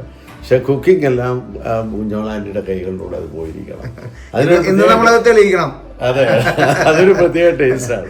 അപ്പം ഞാൻ പറഞ്ഞ കലയും കലാകാരന്മാരെയും സ്നേഹിക്കുന്ന, അത് പ്രത്യേകിച്ച് കോവിഡ് കാലത്ത് ഒത്തിരി കലാകാരന്മാർ ദുരിതത്തിലൂടെ പോയപ്പോൾ ഇവിടെ നിന്ന് വിളിച്ച് സാമ്പത്തിക സഹായം കൊടുക്കുകയും പല കാര്യങ്ങൾ ചെയ്യുകയും നാട്ടിൽ ചെല്ലുമ്പോൾ അവരെല്ലാം കാണാൻ വരികയും അവരെ ഹെൽപ്പ് ചെയ്യുകയും. തൃശ്ശൂർ പ്രോപ്പർ എവിടെയാണ്? കാഞ്ഞാണി പെരിങ്ങാവാണ് ഞങ്ങളുടെ വീട്. ഞങ്ങളിപ്പോൾ എനിക്ക് കൺസ്ട്രക്ഷൻ കൂടാതെ ഇവിടെ ഞങ്ങളൊരു സ്കൂളും റൺ ചെയ്യണം. ഓക്കെ, എന്ത് സ്കൂളാ? പ്രൈവറ്റ് സ്കൂൾ, കിൻഡർ ഗാർഡൻ തൊട്ട് 8th ഗ്രേഡ് വരെ. ഞാനും ഒരു പാർട്ട്ണറുണ്ട്, അവരും തൃശ്ശൂരിൽ നിന്നുള്ളവരാണ്. അത് നന്നായി നടക്കുന്നുണ്ട്. തൃശ്ശൂരുകാരെ ഞങ്ങളെ തൊടാൻ പറ്റില്ല. ജമൈക്കയിലൊരു കിങ്സ്റ്റണിലാണോ? കിങ്സ്റ്റണിൽ ഞാൻ പോയിരുന്നു. ഞാനവിടെ ഒരാഴ്ച 10 ദിവസം ഉണ്ടായിരുന്നു. 600 ഏക്കർ സ്ഥലം അവിടെ. ജിഞ്ചർ അടുത്ത പ്രാവശ്യം കിങ്സ്റ്റണിൽ മുമ്പ് പോണല്ലോ അങ്ങോട്ട്. അവിടെ ഔട്ട് ഹൗസ് എല്ലാം ഉണ്ടാ? നമുക്ക് പണിയേണ്ടി വരും കേട്ടോ. കാശ് വന്നിട്ട് വേണം അവിടെ പണിയാന്ന് ചോദിച്ചിരിക്കും. 2 കൊല്ലമായിട്ട് അതിന്റെ വർക്കുകൾ പറഞ്ഞു. അടുത്ത കൊല്ലം തൊട്ട് എന്തെങ്കിലുമൊക്കെ ഒരു വിളവെടുക്കാം. എന്തൊക്കെ കിട്ടണം അതിനുള്ളിൽ? ജിഞ്ചർ ഉണ്ട്, പുല്ലുണ്ട്. ജിഞ്ചർ, അണിയൻ, മമ്പാസ, ഗ്രാസ്, വെണ്ടയ്ക്ക, സ്വീറ്റ് പൊട്ടാറ്റോ. അല്ല, നമ്മളെ കുടുംബത്തിലേക്ക് പോവുകയാണെങ്കിൽ ഞാനൊരു കാര്യം പറയാം. ദിലീപങ്ങളുടെ കഥ തുടങ്ങി കഴിഞ്ഞാല് ഇതൊരു മെഗാ സീരിയൽ പോലെ. അല്ല, പുള്ളി ക്യാമറ ഓൺ ആക്കുമ്പോ അധികം സംസാരിക്കില്ല. എന്നോടൊക്കെ നന്നായിട്ട് സംസാരിച്ചിരുന്നു കേട്ടാ. പറഞ്ഞാലും തീരാത്ത ഒട്ടേറെ കഥകളുണ്ട്. ഇത് എവിടെയെങ്കിലും തുടങ്ങി അവസാനിപ്പിക്കാൻ വേണ്ടി സാധനപ്പനാണേല് അടുത്ത സ്റ്റേറ്റിലേക്ക് പോകണം. ഒരു ക്യാപ്സിയോട് രൂപേണ നമ്മൾ പറയുന്ന ഒത്തിരി അനുഭവങ്ങളുണ്ട്. പിന്നെ ഞങ്ങളുടെ ഒരു ഗ്രൂപ്പുണ്ട്, ബഡി ബോയ്സ് എന്നും പറഞ്ഞു. അത് മാരീഡ് ബാച്ചിലേഴ്സ് ആണ്. 17 പേരുണ്ട്. വെള്ളിയാഴ്ച ദിവസങ്ങളിൽ ഞങ്ങളൊന്ന് കൂടും, എല്ലാവരും കൂടെ ഒരുമിച്ച് കഥകൾ പറയുകയൊക്കെ. ഒട്ടേറെ സമയം. പിന്നെ തൃശ്ശൂർ പിന്നെ കൂട്ടായ്മയുണ്ട്. വോളിബോൾ ഇടയ്ക്ക് കളിക്കാൻ പോകും. അങ്ങനെ പല ഒട്ടേറെ കഥകളുണ്ട്. അതിലേക്കൊന്നും നമ്മൾ പോകുന്നില്ല. പിന്നെ ചീട്ടുകളി പിന്നെ ഏതൊരു അമേരിക്കക്കാരനെ സംബന്ധിച്ചോളം ചീട്ടുകളി വേണമല്ലോ. 56 കളി ടൂർണമെന്റ്. അത് കുവൈറ്റിൽ നിന്ന് വരെ ടീം വരും. 100-120 ടീം. കുവൈറ്റിൽ നിന്ന് ടീം ഒന്ന് കളിക്കും. 3-4 ദിവസം 2-3 ദിവസമായിട്ട് ഹോട്ടലിൽ താമസിച്ച് വലിയ ടൂർണമെന്റാ. അതിന്റെ ഒരു വർഷങ്ങളായിട്ട് അതിന്റെ ഒരു ആണിക്കല്ലാണ്. അവരുടെ ടീം പോവും, സപ്പോർട്ട് ചെയ്യും. അങ്ങനെ ഡിട്രോയിറ്റ് എല്ലാ സ്റ്റേറ്റുകളിൽ നിന്നും വരും, കാനഡയിൽ നിന്ന് വരും. അപ്പൊ പിന്നെ ദിലീപങ്ങളുടെ പിന്നെ അജി മോന് അജി ഇപ്പോൾ ബിസിനസ് ചെയ്യുന്നു. ന്യൂജേഴ്സിയിൽ തന്നെയാണ്. അതിൽ പിന്നെ സ്കൂളിന്റെ എല്ലാം ചാർജ്, പിന്നെ അവിടുത്തെ കൃഷി എല്ലാ കാര്യങ്ങളും അജിയാണെന്ന് തോന്നുന്നു. ജമൈക്കയിലും പുള്ളിക്കാരൻ നോക്കണം, അജിയായിട്ട് നോക്കണം. പിന്നെ ഒരു വലിയൊരു അനുഗ്രഹം, അവരുടെ സന്തോഷം, അവരുടെ ജീവിതത്തിന്റെ ഒരു സംതൃപ്തി അല്ലെങ്കിൽ ആഹ്ലാദം എന്ന് പറയുന്നത് കൊച്ചുമോളാണ്. അവിടെ പേര് കേര എന്നാണ്. കേരളത്തിന്റെ കേരള അവൾക്ക് കിട്ടണല്ലേ? അടിപൊളി. കേരള അജിത് വർഗീസ് എന്നാണ് full name. Kerala Ajith Varghese. Okay. അതൊരു ഭയങ്കര പേരായാലോ. ഇതുവരെ ഒരു പെൺകുട്ടിക്ക് കേരള എന്ന് പേര് കണ്ടില്ലടാ. പേര് തന്നെ മലയാളികളൊന്ന് ലോകമെമ്പാടുമുള്ള മലയാളികളൊന്ന് ഓർക്കുക. കേരളത്തെ എന്തുമാത്രം സ്നേഹിക്കുന്നു. അല്ലെങ്കിൽ കൊച്ചുമോക്ക് കേരള എന്നുള്ള പേരിട്ടത് ഞാൻ വിചാരിച്ച കേരളാന്നാണ്. ശരിക്കും ഇവിടെ വന്നു കഴിഞ്ഞപ്പം എനിക്ക് അറിയുന്നത് ഇവിടെ പേര് കേരള ആൻ വർഗീസ് എന്നായിട്ടിരിക്കുന്നത്. അജിയാണ് അത് ഇട്ടത്. പാസ്പോർട്ടിലൊക്കെ അതാണ്. അപ്പൊ കൊച്ചിയില് ചെന്ന് ഫ്ലൈറ്റ് ഇറങ്ങി ഇതിൽ ചെല്ലുമ്പോ ഈ പേര് കാണുമ്പോ അവര് അടുത്തൊക്കെ വിളിക്കും കേരള എന്നാണ്. അവള് നല്ലൊരു ഡാൻസറാണ്. അവള് പിന്നെ വളരെ ബ്രൈറ്റ് ആണ്. ഭയങ്കര. എത്ര വയസ്സായി? 11 വയസ്സായി. നമ്മൾ സാധാരണ ഒരു വീട്ടില് വീഡിയോ ചെയ്യുമ്പോൾ ബാക്ക്ഗ്രൗണ്ടിൽ ഒരു എന്തെങ്കിലും വൈറ്റോ അല്ലെങ്കിൽ ഒരു കേട്ടനാണ് നമ്മൾ നോക്കാറ്. പക്ഷെ ഇന്നത്തെ വീഡിയോന്റെ ബാക്കിൽ ഫുൾ കുപ്പികളാണ് കേട്ടോ. ഇവിടെ ഫുൾ കുപ്പികൾ ഇരിക്കേണ്ടി വരും. അമ്മോ, മുളക് ഉണ്ടല്ലോ അവിടെ. ഓക്കെ. ഞാൻ നോക്കുമ്പോ ബാക്ക്ഗ്രൗണ്ട് അത് ശ്രദ്ധിച്ചില്ല. ഞാൻ പെട്ടെന്ന് ഇങ്ങനെ ഫ്രെയിം മാറ്റി വരുമ്പോഴാണ് ഫുള്ള്. നമ്മള് ഒന്ന് വീട് പണമെന്നുണ്ടെങ്കിൽ എന്തായാലും 1995 പണി കഴിച്ചുള്ള ഒരു ബംഗ്ലാവാണല്ലോ. ബംഗ്ലാവ് എന്ന് പറയാൻ പറ്റില്ല. ബംഗ്ലാവ് എന്ന് പറഞ്ഞാൽ ഒറ്റ നിലല്ലേ ഒരു വീട്. അപ്പൊ നമുക്കൊരു ചെറിയ ഒരു ഹോം ടൂർ, അമേരിക്കയിലെ ഒരു ഹോം ടൂർ. നിങ്ങൾ ആരെങ്കിലും ആഫ്രിക്കയോ സൗത്ത് അമേരിക്കയോ സ്വപ്നം കാണണ്ട യാത്ര ചെയ്യാനായിട്ട് കൂടാം. ട്രാവലിസ്റ്റയുടെ ഗ്രീൻ ബുക്ക് എക്സ്പെഡീഷനിലേക്ക് എല്ലാവർക്കും സ്വാഗതം. നമ്മൾ കെനിയ, ടാൻസാനിയ, മസായിമാരൊക്കെ നിങ്ങൾ എക്സ്പ്ലോർ ചെയ്യാനായിട്ട് താല്പര്യപ്പെടുന്നുണ്ടെന്ന് വെച്ച് കഴിഞ്ഞാൽ നമ്മുടെ കൂടാം. ഒപ്പം തന്നെ കിളിമഞ്ചാരോ, സദേൺ ആഫ്രിക്കയിൽ South Africa, Zimbabwe, Zambia, Botswana, Namibia, southern ആഫ്രിക്കത്തെ രാജ്യങ്ങളും നമ്മൾ ഓപ്പറേറ്റ് ചെയ്യുന്നുണ്ട്. നിങ്ങൾക്കെല്ലാവർക്കും അറിയുന്ന പോലെ നമ്മളാക്കിയത് ആഫ്രിക്കയും സൗത്ത് അമേരിക്കയ്ക്കാണ്. അപ്പോൾ അവിടെ നമ്മൾ അങ്ങോട്ട് ചേക്കറാണ് ഒരു DMC ഓപ്പറേഷൻ നമ്മൾ ചെയ്യുന്നത്. ഡൊമസ്റ്റിക് കമ്പനിയാണ് നമ്മുടെ. അപ്പോൾ അതുകൊണ്ട് അറിയാത്ത ആൾക്കാരൊക്കെ നമ്മൾ ഉദ്ദേശിച്ചെന്ന് പറയുന്നത് മാത്രം. അപ്പോൾ നിങ്ങൾ ആരെങ്കിലും ഫാമിലി ആയിട്ടോ സുഹൃത്തുക്കളൊക്കെ ആയിട്ടോ അന്യ ഗ്രൂപ്പിൻ്റെ കൂടെ യാത്ര ചെയ്യാമെന്ന് വെച്ച് കഴിഞ്ഞാൽ അടുത്ത ഏപ്രിൽ മുതൽ നമുക്ക് ഗ്രൂപ്പുകളുണ്ട്. ആഫ്രിക്കയിലേക്കുണ്ട്, സൗത്ത് അമേരിക്കയിലേക്കുണ്ട്. ലോകത്തിലെ വേൾഡ് വണ്ടേഴ്സായ ക്രൈസ്റ്റ് റെഡീമർ, നാച്ചുറൽ വണ്ടറായ ഇഗ്വാസ് വാട്ടർഫോൾ, ലോകത്തിലെ ഏറ്റവും വലിയ വെള്ളച്ചാട്ടം, ഒപ്പം തന്നെ ലോകത്തിലെ അടുത്ത വണ്ടറായിട്ടുള്ള മാച്ചു പിച്ചു, ലോകത്തിലെ ഏറ്റവും വലിയ റെയിൻ ഫോറസ്റ്റ് ആയിട്ടുള്ള ആമസോൺ റെയിൻ ഫോറസ്റ്റ്, ഇവിടേക്കൊക്കെയാണ് നമ്മൾ ടൂർ ഓപ്പറേറ്റ് ചെയ്യണത്. വലിയ ഗ്രൂപ്പുകളൊന്നുമല്ല, ഒരു 20-25 മാക്സിമം 20-25 പേരാണ് നമ്മൾ ഉൾക്കൊള്ളിക്കുന്നത്. ഒരാൾ മുതൽ എത്ര ആൾ വേണമെങ്കിലുള്ള ഓപ്പറേഷൻ നമ്മൾ ചെയ്യുന്നുണ്ട്. നമ്മൾ പേഴ്സണലൈസ്ഡ് ഒരു ട്രാവൽ കമ്പനിയാണ്. അപ്പോൾ അതുകൊണ്ട് നിങ്ങൾ ഫാമിലി ആയിട്ട് യാത്ര ചെയ്യാൻ ആഗ്രഹിക്കുന്നുണ്ടോ, കൂട്ടുകാരായിട്ട് യാത്ര ചെയ്യാൻ ആഗ്രഹിക്കുന്നുണ്ടോ, ഇനിയിപ്പോൾ നിങ്ങൾക്ക് വല്ല സെറിമണികൾ അല്ലെങ്കിൽ നിങ്ങൾക്ക് ആമസോൺ റെയിൻ ഫോറസ്റ്റിൽ വെച്ചിട്ട് ഞങ്ങളുടെ ഇങ്ങനത്തെ ഒരു സെറിമണി ചെയ്യണം, ഞങ്ങൾക്കൊരു കല്യാണം കഴിക്കണമെങ്കിൽ ഞങ്ങൾക്ക് നേച്ചറായിട്ട് ഒരുമിച്ച് നിന്ന് കല്യാണം കഴിക്കണമെന്ന് വെച്ച് കഴിഞ്ഞാൽ അതിനുള്ള സൗകര്യങ്ങളുണ്ട് നമ്മുടെ. അപ്പോൾ welcome to green book expedition. വേറെ ഒരുത്തിക്ക് നമ്മൾ ചെയ്യണില്ല, നമ്മൾ ആഫ്രിക്കയും സൗത്ത് അമേരിക്കയും മാത്രമേ ചെയ്യണുള്ളൂ. അപ്പോൾ നിങ്ങൾ ഇതൊക്കെ ആഗ്രഹിക്കുന്നുണ്ട്, അതൊക്കെ എക്സ്പ്ലോർ ചെയ്യണം നിങ്ങൾ ആഗ്രഹിക്കുന്നത് വെച്ച് കഴിഞ്ഞാൽ നിങ്ങൾ കൂടാം. Welcome to green Book Expeditions. ദിലീപങ്ങളുടെ ആരോഗ്യത്തിന്റെ രഹസ്യം ഇതാണ്. എന്നൊരു സംഭവം ഇന്ന് മാർഗരീത്ത മിക്സ് ചെയ്ത് വെച്ചിരിക്കുകയാണ്. ഇന്ന് വൈകിട്ടത്തെയാണിത്. ഇതിന്റെ അകത്ത് പച്ചമുളക്, കരിവേപ്പില, ഇഞ്ചി, ടക്കീല, ജിന്ന് എല്ലാം കൂടെ ചെയ്ത് മിക്സ് ചെയ്ത് ഭക്ഷണത്തിന് മുമ്പ് കഴിക്കുന്ന ഒരു സംഭവമാണിത്. അതാണ് ഈ കളറും ഈ ആരോഗ്യം. പിന്നെ പല ഡ്രിങ്ക്സുകളാണ്, റമി മാൾട്ട്, സിംഗിൾ മാൾട്ട്. ഇത് ജസ്റ്റ് ലൈക്ക് നോർമലിയാ. ഇത് ലയൺ ഹെഡ്. ഇത് അത് 2 തരത്തിലുള്ളവരുണ്ട്. ഞങ്ങളെ പോലുള്ളവർ വന്നു കഴിഞ്ഞാൽ ഇവിടെ, അതൊക്കെ മേലെ വരുന്നവർക്ക് ഇവിടെ. സാധാരണ അതിന് താഴത്തിലുള്ളവരുണ്ടോ? ഇത് ഇങ്ങോട്ട് വന്നാല് ഒന്ന് ഞങ്ങൾക്കൊന്ന് വീട് പരിചയപ്പെടുത്തിയതാ.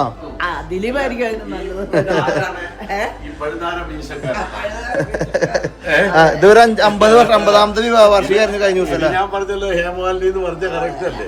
പഴുതാര മീശക്കാരനെ കണ്ടു. ഈ മീശക്കാരനെ കണ്ടു കഴിഞ്ഞാൽ ഇഷ്ടപ്പെടാതിരിക്കും. പിന്നെ ഡോക്ടർ വീട്ടിലേക്ക് മാറിയപ്പോ അല്ലേ? ഓക്കെ.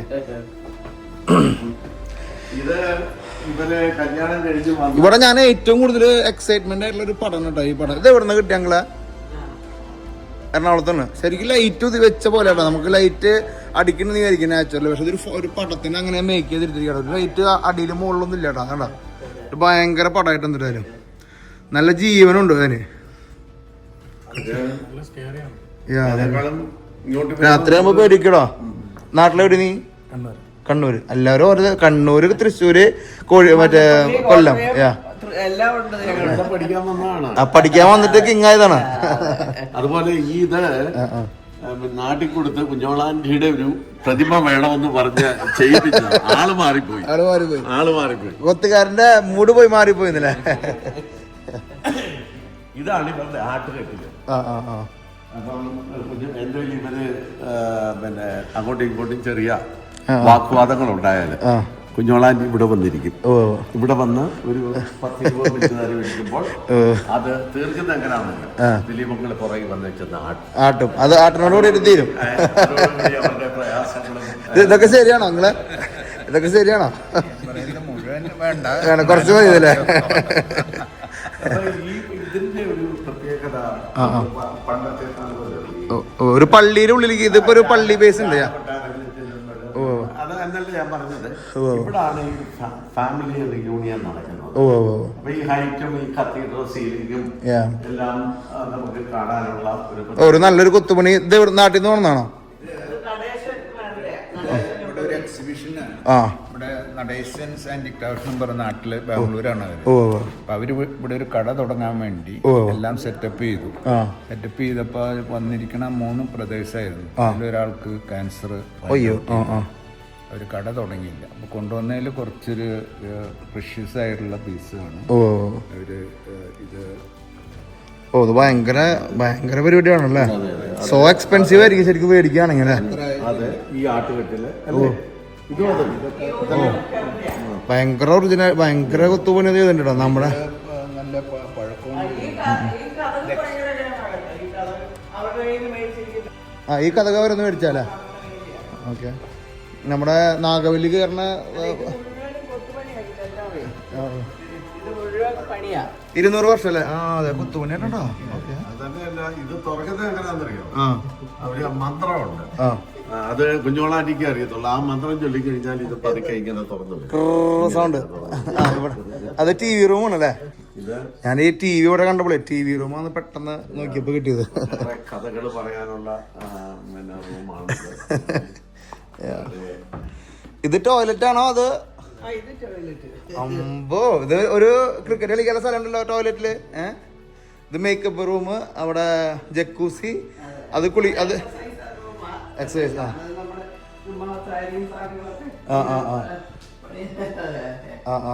നമ്മുടെ ഡ്രസ് മാറുന്ന മുറിയാക്കി. പിന്നെ അവിടെ ഒരു കുളിമുറി. ഇത് ഒരു ഹോളാണ്. ടോയ്ലറ്റ് ഇവിടെ ഇരിക്കണല്ലേ? അറിയില്ല ചേട്ടാ അത് ഇരിക്കണത്. അത് കളിക്കുക. ഇതും അതിന് സബ്. ഓക്കെ, അടിപൊളി. ഈ മാധവനെ ഈ മാതാവ് ഒരു പിന്നെ മിഡ് വെസ്റ്റിൽ ഒരു മദാമ ഇങ്ങനെ അവർക്ക് ഇങ്ങനെ ഇത് വരുമ്പം സ്വപ്നത്തിൽ കാണും. അപ്പൊ അത് അവരുണ്ടാക്കിയതാ ഇത്. അപ്പൊ അത് അവര് ഇവിടെ എൻ്റെ ഒരു ഫ്രണ്ട് അവരുമായിട്ട് കൂട്ടായിരുന്നു. അപ്പൊ അവര് തന്നെ എനിക്കത് ഭയങ്കര ഡയമണ്ട്, ഒറിജിനൽ ഡയമണ്ട് ആണോ? ഇതൊക്കെ ഞാൻ ഉണ്ടാക്കിയതാ ഈ മാതാവിനെയൊക്കെ. അടിപൊളി. ഒരു മാതാവിന്റെ പ്രിയരത്തിയാണ്. ഭയങ്കര മാതാവിനെ ഭയങ്കര സൂപ്പർ. ഇതൊരു എന്തൊരു വേറൊരു പ്രത്യേകത ഉണ്ട് ഈ മാതാവിനെ കാണുമ്പോ. ആ ബ്ലൂ കളറിന്റെ ഗ്ലേസിങ്ങും എല്ലാം കൂടി വരുമ്പോ അതിനൊരു വേറൊരു എനർജി ഉണ്ട്. അതെന്ത് പറഞ്ഞാലും ആർക്കും കൊടുക്കരുതെന്ന് ഞാൻ പറഞ്ഞിട്ടുണ്ട് ഈ മാതാവിനെ. ഇവനൊന്നും അറിയില്ല ഇതിനെ പറ്റി. ആ ഒരു മദാമ അവര് മരിച്ചുപോയി. ഇപ്പം അവരിങ്ങനെ സ്വപ്നം കാണുന്ന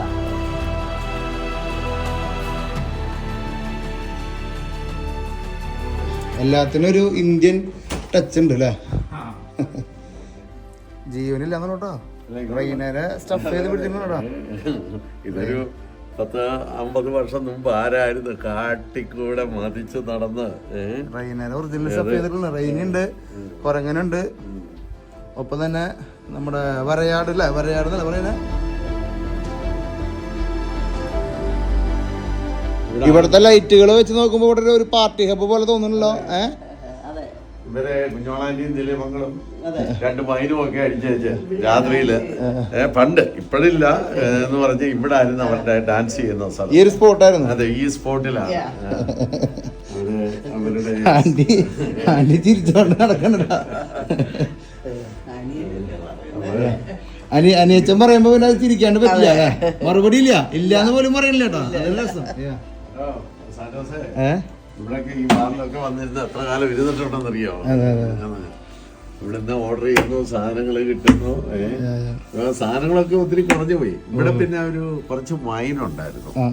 അതിന്റെ അതിൻ്റെ അകത്ത് ഒരു കഥ എന്നാന്ന് ചോദിച്ചാല്, നമ്മുടെ MG ശ്രീകുമാർ നാട്ടിൽ നിന്ന് കുറച്ചു പേരും വന്ന് ഇവിടെ ഫ്ലൈറ്റ് കയറി പോകാൻ പറ്റാത്ത രീതി സ്നോ ആയി. അപ്പൊ അവരിവിടെ താമസിക്കുകയായിരുന്നു. അപ്പം എൻ്റെ 2 ലോക്കലിലെ സുഹൃത്തുക്കളും ഉണ്ട്. അപ്പം ഞങ്ങളെല്ലാം കൂടെ രാവിലെ പിന്നെ ഒരു ഉച്ചയായപ്പോഴത്തേക്കിന് സ്നോ ഇങ്ങനെ കൂടി വന്നപ്പോൾ ദിലീപങ്ങള് ഒരു വൈനും എടുത്ത് അവിടെ വെച്ചു. കാരണം സാറിന് ഇവിടെ 6 മണി കഴിഞ്ഞാൽ സാറിന് ഹോട്ട് ഡ്രിങ്ക്സ് അടിക്കത്തുള്ളൂ. അപ്പോൾ ഒരു വൈനെ തുടങ്ങാമെന്ന് പറഞ്ഞ് വൈൻ വെച്ച് ഞങ്ങൾക്കെല്ലാം ഒഴിച്ചു തരുമ്പോഴേ ചുമ്മാ ആരോ ദുബായിൽ നിന്ന് വന്ന ഒരാൾ കൗതുകത്തോടെ ചോദിച്ചു, അങ്കിളെ ഈ വൈൻ എന്തോ വില വരും? അധികം പ്രൈസ് ഒന്നുമില്ല, $1800 ഉള്ളൂ. $1800 എന്ന് പറഞ്ഞാൽ നമ്മുടെ അവിടുത്തെ 2 ലക്ഷം രൂപയുടെ വൈൻ കുടിച്ച് അകത്തിറങ്ങി കഴിഞ്ഞപ്പോഴാണ് ഞങ്ങൾക്ക് ഒരു വലിയ ബുദ്ധിമുട്ട് പോലെ. ഇത് കളയാൻ പറ്റത്തില്ല, ഇത് അകത്ത് കിടക്കുകയല്ലേ. പിന്നെ നമ്മള് എന്ന് പറഞ്ഞ പോലാണ്. ഒത്തിരി വൈൻ ശേഖരങ്ങളുണ്ട്. അത് ഇതിൻ്റെ അകത്താണ്. ഇതിന്റെ താക്കോല് എവിടാന്ന് അറിയില്ല. പക്ഷെ അടിയിൽ തന്നെ ഒരു ലോകം ഉണ്ടോ, ഒരു ഹോള്. നമ്മൾ ഈ പരിപാടികൾക്കൊക്കെ ഒരു ഹോൾ എടുക്കില്ല, അതേപോലത്തെ സ്പേസ് ആട്ടോ. അടിയിൽ നോക്കി 2 സ്പേസ് മോൾ ഭാഗത്ത് അത് സെയിം വലുപ്പുണ്ടോ ഇവിടെ. പണ്ട് ഇവിടെ ഇന്നും പാർട്ടികളായിരുന്നു. ഇപ്പോഴേ അധികം പാർട്ടികൾ ഇല്ല. ഈ പടങ്ങളും പുള്ളിരുന്ന് മേടിച്ചു തന്നെയല്ലേ? ഇപ്പുറത്തുണ്ടല്ലേ? ഇതൊക്കെ വർഷങ്ങൾ പഴക്കമുള്ള സംഭവങ്ങളാട്ടോ അല്ലേ? അന്ന് ഇത് വിലക്ക് എടുത്ത അതോ എങ്ങനെയാ ചെയ്തേ? പറഞ്ഞാല് അവരിവിടെ 3 പേര് വന്നപ്പോഴ് നമ്മളവര് നമ്മുടെ കൂടെ ആയിരുന്നു. പിന്നെ പെട്ടെന്നാണ് അസുഖം വരുന്നത്. അസുഖം വന്ന് ഡോക്ടറെ അടുത്ത് പോകാനും പിടിക്കാനും അവർക്ക് വേറെ ഇവിടെ ആരും ഇല്ല. അപ്പൊ ഇതൊക്കെ നമ്മളെ ചെയ്ത് ഇത് കഴിഞ്ഞ ഒരു സുപ്രഭാതത്തിൽ നമ്മൾ വീടൊക്കെ പണിതിരിക്കുന്ന സമയത്ത് ഒരു ഷിപ്മെന്റ് വന്നിട്ട് ബ്ലോക്കായി എടുക്കുക നമ്മളോട് പറയാണ് ഇങ്ങനെ ഒരു ഇത് വന്നിട്ടുണ്ട്. അപ്പൊ നമ്മള് അങ്ങനെ പൈസ കൊടുത്തില്ല. ഏതാ വർഷം ഇത്? എന്നാ ലൈസൻസ്? അത്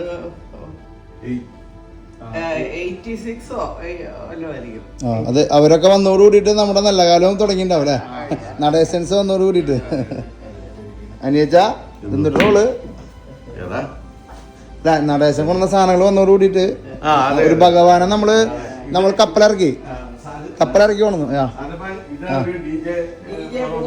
അത് DJ ബൂത്താണോ? വീടിന്റെ അകത്തെ DJ ബൂത്ത്. വീടിന്റെ അകത്തെ DJ ബൂത്തിനാണ് കേട്ടോ. അത് ഇത് നമ്മൾ കേരളയെ പറ്റി പറഞ്ഞില്ലേ? കേരളര കാണുന്നത്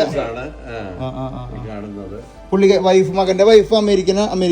ഓക്കെ, നമുക്ക് ഫോട്ടോയിൽ കൊടുക്കാടാ.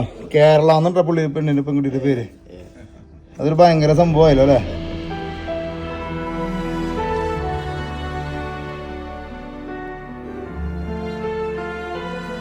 കേരളയുടെ അമ്മ അല്ലേ? കേരളയുടെ അമ്മ ക്രിസ്റ്റീന അല്ലേ? അമേരിക്കയിലെ ഏത് ഭാഗത്തവര്? ഇറ്റാലിയൻ അമേരിക്കനാണ്. അടിപൊളി. ഒരു സർവീസ് ഫാൻസിയാണ്. ഒരു അടുക്കള, മിനി അടുക്കള, ബേസ്മെന്റ് പാർട്ടി ഉള്ളപ്പോൾ കുക്കിങ്ങും കാര്യങ്ങളും അതും ചെയ്യുന്നുണ്ട്. അടിപൊളി. നമ്മള് നിലവളെ ഇത് വീണ് കഴിഞ്ഞാൽ ഞങ്ങളൊരു ബ്ലൂ ലേബലാണ് ബെറ്റ് ഉദ്ദേശിക്കുന്നത്. അപ്പൊ വീണ് ഒരു ബ്ലൂ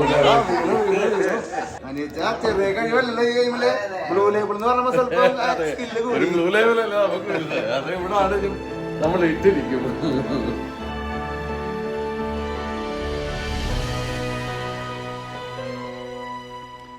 ഇത് നടന്ന് പോകുമ്പോഴാണ് ഓരോ വിഗ്രഹങ്ങൾ കാണുന്നത്. അപ്പൊ ഒരു കണ്ടെയ്നർ ഉണ്ടായിരുന്ന അങ്ങനെ ഒരു കണ്ടെയ്നർ ആയിട്ടുണ്ടല്ലോ, ഒരു കുന്ന ഐറ്റംസ് ഉണ്ട് അല്ലേ? ഇതുണ്ട്, ഇതൊക്കെ വന്നിട്ടില്ലാട്ടാ. വിഗ്രഹങ്ങൾ കൊണ്ടുവന്ന് വന്നു പറയില്ല. 1986 കഥയെ പറയണം കേട്ടോ നമ്മള്. ഈ അടുത്ത കാലത്തെ കഥയൊന്നും അല്ല. ഇത് അടിയിൽ മണ്ണി മുഴക്കോ ഇല്ലല്ലേ? മണ്ണിയുടെ ഷേപ്പ് ഉണ്ട്. അപ്പൊ ഇതും ആന്റിനെ കണ്ടിട്ട് വന്നിട്ടുള്ള സാധനം. ഇത് പണിയാൻ കൊടുത്തത് ദിലീപങ്ങൾ കൊടുത്തത് ഇവിടെ ഉള്ള ഒരു കറുത്ത വർഗ്ഗക്കാരനാണ്. അദ്ദേഹം അടുത്ത് വന്നപ്പോഴേ അങ്ങ് കറുത്ത ഇന്ത്യ വന്നേന്ന് മാത്രം ഇട്ടത്. തമാശയൊക്കെ പറയുന്നത് വെച്ചാല് അന്നത്തെ കാലത്ത് 1986 വന്ന സംഭവം ഉണ്ടായി കാണാം നമ്മള്. വിഗ്രഹങ്ങളെ മാറി മറിഞ്ഞ് നിൽക്കട്ടെ. നോക്കി ഇതിലൊക്കെ വിഗ്രഹങ്ങൾ. ഒരു മിനി അമ്പലട്ടാ. അങ്ങനെയുണ്ടേ. ഭയങ്കര വെളിച്ചമാണ് വീട്ടിലേക്ക് കേട്ടാ. അന്നത്തെ കാലത്ത് തന്നെ ഒരു മേക്ക് ഓവറിനൊരു നമ്മൾ മേലേക്ക് എത്തിയിരിക്കുകയാണ് സുഹൃത്തുക്കളെ. ഇതൊരു ബെഡ്റൂമാണോടാ. ഈ കാണാൻ നമ്മളൊരു ബെഡ്റൂമാന്ന് പറഞ്ഞാൽ വിശ്വസിക്കുമോ? നന്നായിട്ട് വിശ്വസിക്കേണ്ടി വരും കേട്ടോ. ഫാൻ ഇങ്ങനെയാണോ കറങ്ങണേ? സ്പെഷ്യലൈസ്ഡ് ഫാനാണല്ലോ. വെളിച്ചം അതേപോലെ അല്ലേ? ആ റൂമിലിരിക്കുമ്പോഴേ വെളിച്ചം നോക്കി നിങ്ങള്. വീട് കാണിക്കാണ്ട് കേട്ടോ നമ്മള്. കണ്ട ഈ വീടൊക്കെ നമ്മൾ കുറെ കണ്ട്, കുറെ സംഭവങ്ങളൊക്കെ ഈ വെളിച്ചം കയറി വരുന്ന സംഭവങ്ങൾ നമ്മൾ കണ്ടുപിടിക്കണം കേട്ടോ. നോക്കിയാൽ ഇവിടെ നിന്നുള്ള വ്യൂ നോക്കി നിങ്ങൾ. ഏത് റിസോർട്ടിൽ പോയി കാണാൻ പറ്റും നമുക്ക് അല്ലേ? TV കാണണമെങ്കിൽ സ്വല്പം ദൂരത്ത് കാണണം. അത് കാരണം വലിയ സ്ക്രീൻ വെച്ചിട്ടുണ്ടാവല്ലേ. ടോയ്ലറ്റ് ഇട്ടാ. ടോയ്ലറ്റ് ഒരു ബ്ലാക്ക് മയ, ഒരു ബ്ലാക്കിഷ് ടോയ്ലറ്റ്. ഇത് കുളിമുറി.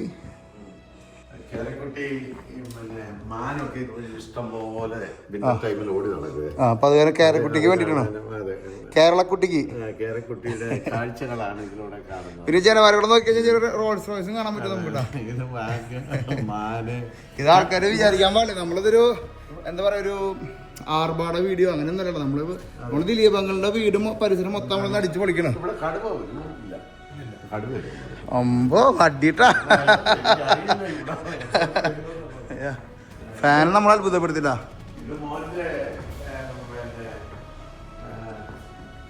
തോല് ഫുള്ള് മാന്റെ ഷൂസ് ഒക്കെ ഇരിക്കുന്ന റാക്ക് നോക്കി 1 2 3 3 3 6 9 ഒരു 19. പിന്നെ അജിക്ക് വേറെ വീടുണ്ട്. ഓ അവരവിടെയാണല്ലേ? ഒരു സ്റ്റാൻഡ് ബൈക്ക് വരുമ്പോ നിൽക്കണതാണ്. ജസ്റ്റ് ഉപയോഗിക്കുന്ന അത് ന്യൂയോർക്ക് സിറ്റി. ഭയങ്കര വ്യൂ ഉള്ള ഒരു വീടാണ്. നമ്മൾ ഈ വെളിച്ചം കയറിയത് ഭയങ്കര നമുക്ക് അത്ഭുതപ്പെടുത്തില്ല. ഇങ്ങനത്തെ ഒരു വീട് നമുക്ക് കാണാൻ പറ്റില്ല എന്തായാലും. ആ അതെ വേണേ ഇവിടുന്ന് ഫുള്ള് വേറെ ലോകം കൊടുന്നേ. അമേരിക്കയിലെ 4 സീസണും ആസ്വദിക്കാൻ പറ്റിയ സ്ഥലമാണ് ന്യൂജേഴ്സി. ഒരു മുറി ഉണ്ടെങ്കിൽ അതെ, പലരും പറയും ഗാർഡൻ സ്റ്റേറ്റ് എന്ന് പറയുന്നത് ഇതാണ് യഥാർത്ഥത്.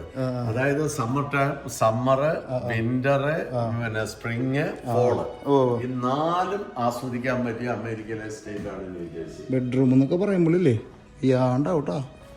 ഈ പുള്ളി നമ്മള് ഇതിൽ വന്നിട്ടുള്ള മറ്റേ കണ്ടെയ്നറിൽ വന്നിട്ടുള്ള ഈ ഫ്രെയിമുകള് ഓരോ സ്റ്റെപ്പ് അന്ന് 3D ഡിസൈൻ പോലെയാണ് നമ്മൾ സംഭവം ചെയ്തിരിക്കണത്. ഓക്കെ കളിക്കില്ലേ നമ്മുടെ പിയാനോ സെക്ഷനിൻ്റെ ഇവിടെ നിന്ന് ഇവിടെ നോക്കി കഴിഞ്ഞാൽ നമുക്ക് എല്ലാ ഭാഗങ്ങളും കാണാൻ പറ്റും. നമുക്ക് വാല് തുറന്നു കഴിഞ്ഞാൽ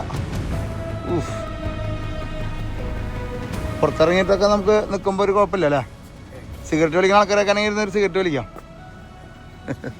ഓരോ മുറിക്കുക ഓരോ പ്രത്യേകതകളാട്ടോ. അതെ അല്ലേ, ഫുള്ള് മഞ്ഞ് മൂടി കിടക്കൂലേ, അടിപൊളി. നമ്മൾ കപ്പിത്താനോടെ കിടക്കുന്നുണ്ടോ.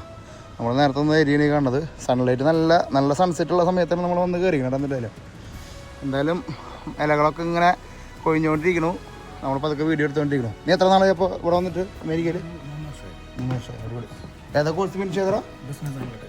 Business analytics. അടിപൊളി.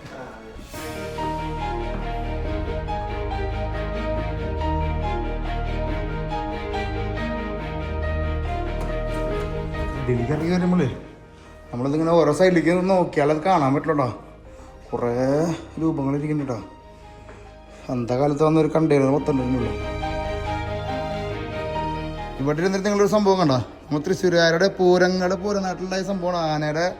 ആനയുടെ കാല് സ്റ്റൂളാക്കിയിരിക്കട്ടാ. അത് ആനയുടെ കാല്. നമ്മൾ ആനേനെ വെടിവെക്കാൻ പോയപ്പോൾ അവിടെ രാജേട്ടൻ UK സംഭവം ഉണ്ടാക്കി കൊണ്ടുകൊണ്ട് അതിന് മുന്നോടിയായിട്ട് നമ്മൾ ആനയുടെ സ്റ്റൂള് കൊണ്ടു കേട്ടോ. ഇത് ഫുള്ള് സ്റ്റഫ് ചെയ്ത് വെച്ചിരിക്കണത് ഒറിജിനൽ ആനയുടെ കാലും ആനയുടെ നഖം കേട്ടോ. ഇത് ആഫ്രിക്കയിൽ നിന്ന് വന്നാണോ നിങ്ങളെ? ഇത് ആഫ്രിക്കയിൽ നിന്ന് എൻ്റെ ഒരു ഫ്രണ്ട് അവിടെ എല്ലാ വർഷവും ഹണ്ടിങ്ങിന് പോകും. അപ്പം എനിക്ക് വർക്ക് ചെയ്യുന്നൊരു സബ് കോൺട്രാക്ടർ ആയിരുന്നു. അപ്പം അയാൾ ബിസിനസ്സൊക്കെ നിർത്തി പോണ സമയത്ത് എന്നെ വിളിച്ചിട്ട് ഈ ആനക്കാലും പിന്നെ ശരിക്കും പുലി ചെയ്തതുണ്ടായിരുന്നു. പക്ഷെ പുലി ലീഗലായിട്ട് ഇവിടെ വെക്കണമെങ്കിൽ അതിന് പ്രത്യേക പെർമിഷൻ വേണം. അപ്പം അതുകൊണ്ട് ഞാൻ അതെടുത്തില്ല. എൻ്റെ ഒറിജിനൽ ആനക്കാലാണ്.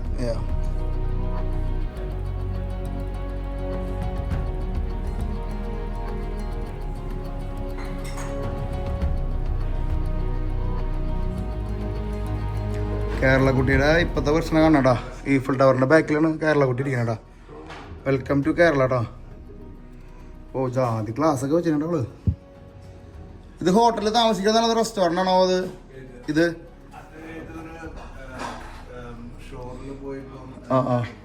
ബാക്ക്ഗ്രൗണ്ട് കല്ലൊക്കെ ഷോർട്ടായിട്ട് എന്നിട്ടായാലും ബെസ്റ്റ് ഫോട്ടോ. ഈ സ്പോട്ട് എവിടെയെങ്കിലും ആരെങ്കിലും പോകണമെങ്കിൽ അത് മറക്കണ്ട വിളിക്ക് പോകാൻ. Background Eiffel tower. അപ്പോൾ വെളിച്ചത്തിൻ്റെ കാര്യം പറഞ്ഞാൽ നമ്മൾ വെളിച്ചത്തിൻ്റെ സൈഡിൽ വീണ്ടും ഇരിക്കണു. നമ്മൾ ഇവിടുത്തെ ഡൈനിങ് ഹാളിൽ ഇരിക്കണു. അപ്പോൾ നമുക്ക് കപ്പയും എന്നിട്ടാന്ന് വെച്ചാൽ അതായത് ഒരു തൃശ്ശൂർക്കാരൻ കോട്ടയംകാരിയെ കിട്ടിയാലുള്ള ഗുണം എന്താണെന്നറിയാം. ഒരു കോമ്പിനേഷൻ ഫുഡായിരിക്കും കിട്ടുന്നത്.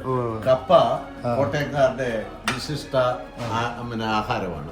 കപ്പയ്ക്കകത്ത് തേങ്ങായും എല്ലാം ഇട്ട് ആട്ടി പൊളിച്ച് പിന്നെ കുക്ക് ചെയ്തിരിക്കുകയാണ്. അതിൻ്റെ അകത്ത് കരിവേപ്പിലയുണ്ട്, ഇഞ്ചിയുണ്ട്, എല്ലാം ഉണ്ട്. ഇത് തൃശ്ശൂർക്കാർക്ക് വേണ്ടിയുള്ള സംഭവമാണ്. മീൻ ഇത് വളത്തലയല്ലോ, അറിയില്ല. ഇതിന്റെ അഭിപ്രായം പറയണം. കോട്ടയം തൃശ്ശൂർ കോമ്പിനേഷൻ ആണ് ഇവിടെ എല്ലാം നടക്കുന്നത്. അടിപൊളി.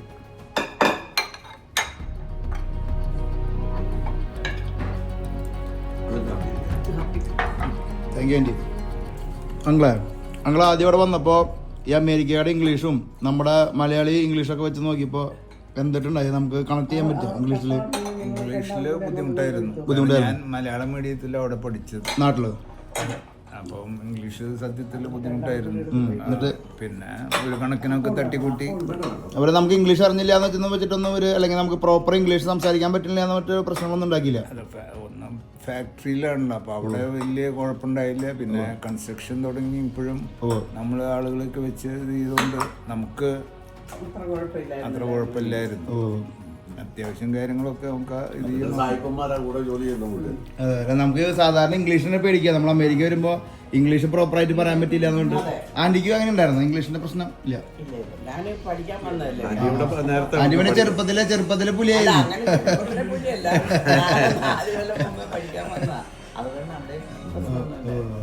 അല്ല, ഇംഗ്ലീഷ് സാധാരണ ഒരു ഫാക്ടർ ആവാറില്ല ഇവിടെ വരുമ്പോ.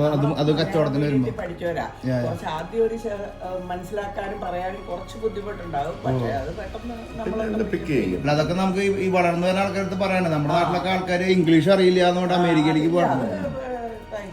അങ്കിളിന്റെ അടുത്ത് അങ്കിളിനെ ഈ പുതിയതായിട്ട് ബിസിനസ് ചെയ്യാനായിട്ട് അമേരിക്കയിലേക്ക് വരാൻ ആഗ്രഹിക്കുന്ന ആൾക്കാരുടെ അടുത്ത് എന്നിട്ട് പറയാനുള്ളത് എന്ത് ഒരു ഉപദേശം കൊടുക്കേണ്ട ബിസിനസ് ചെയ്ത് അമേരിക്കയിൽ എങ്ങനെ വളരാം?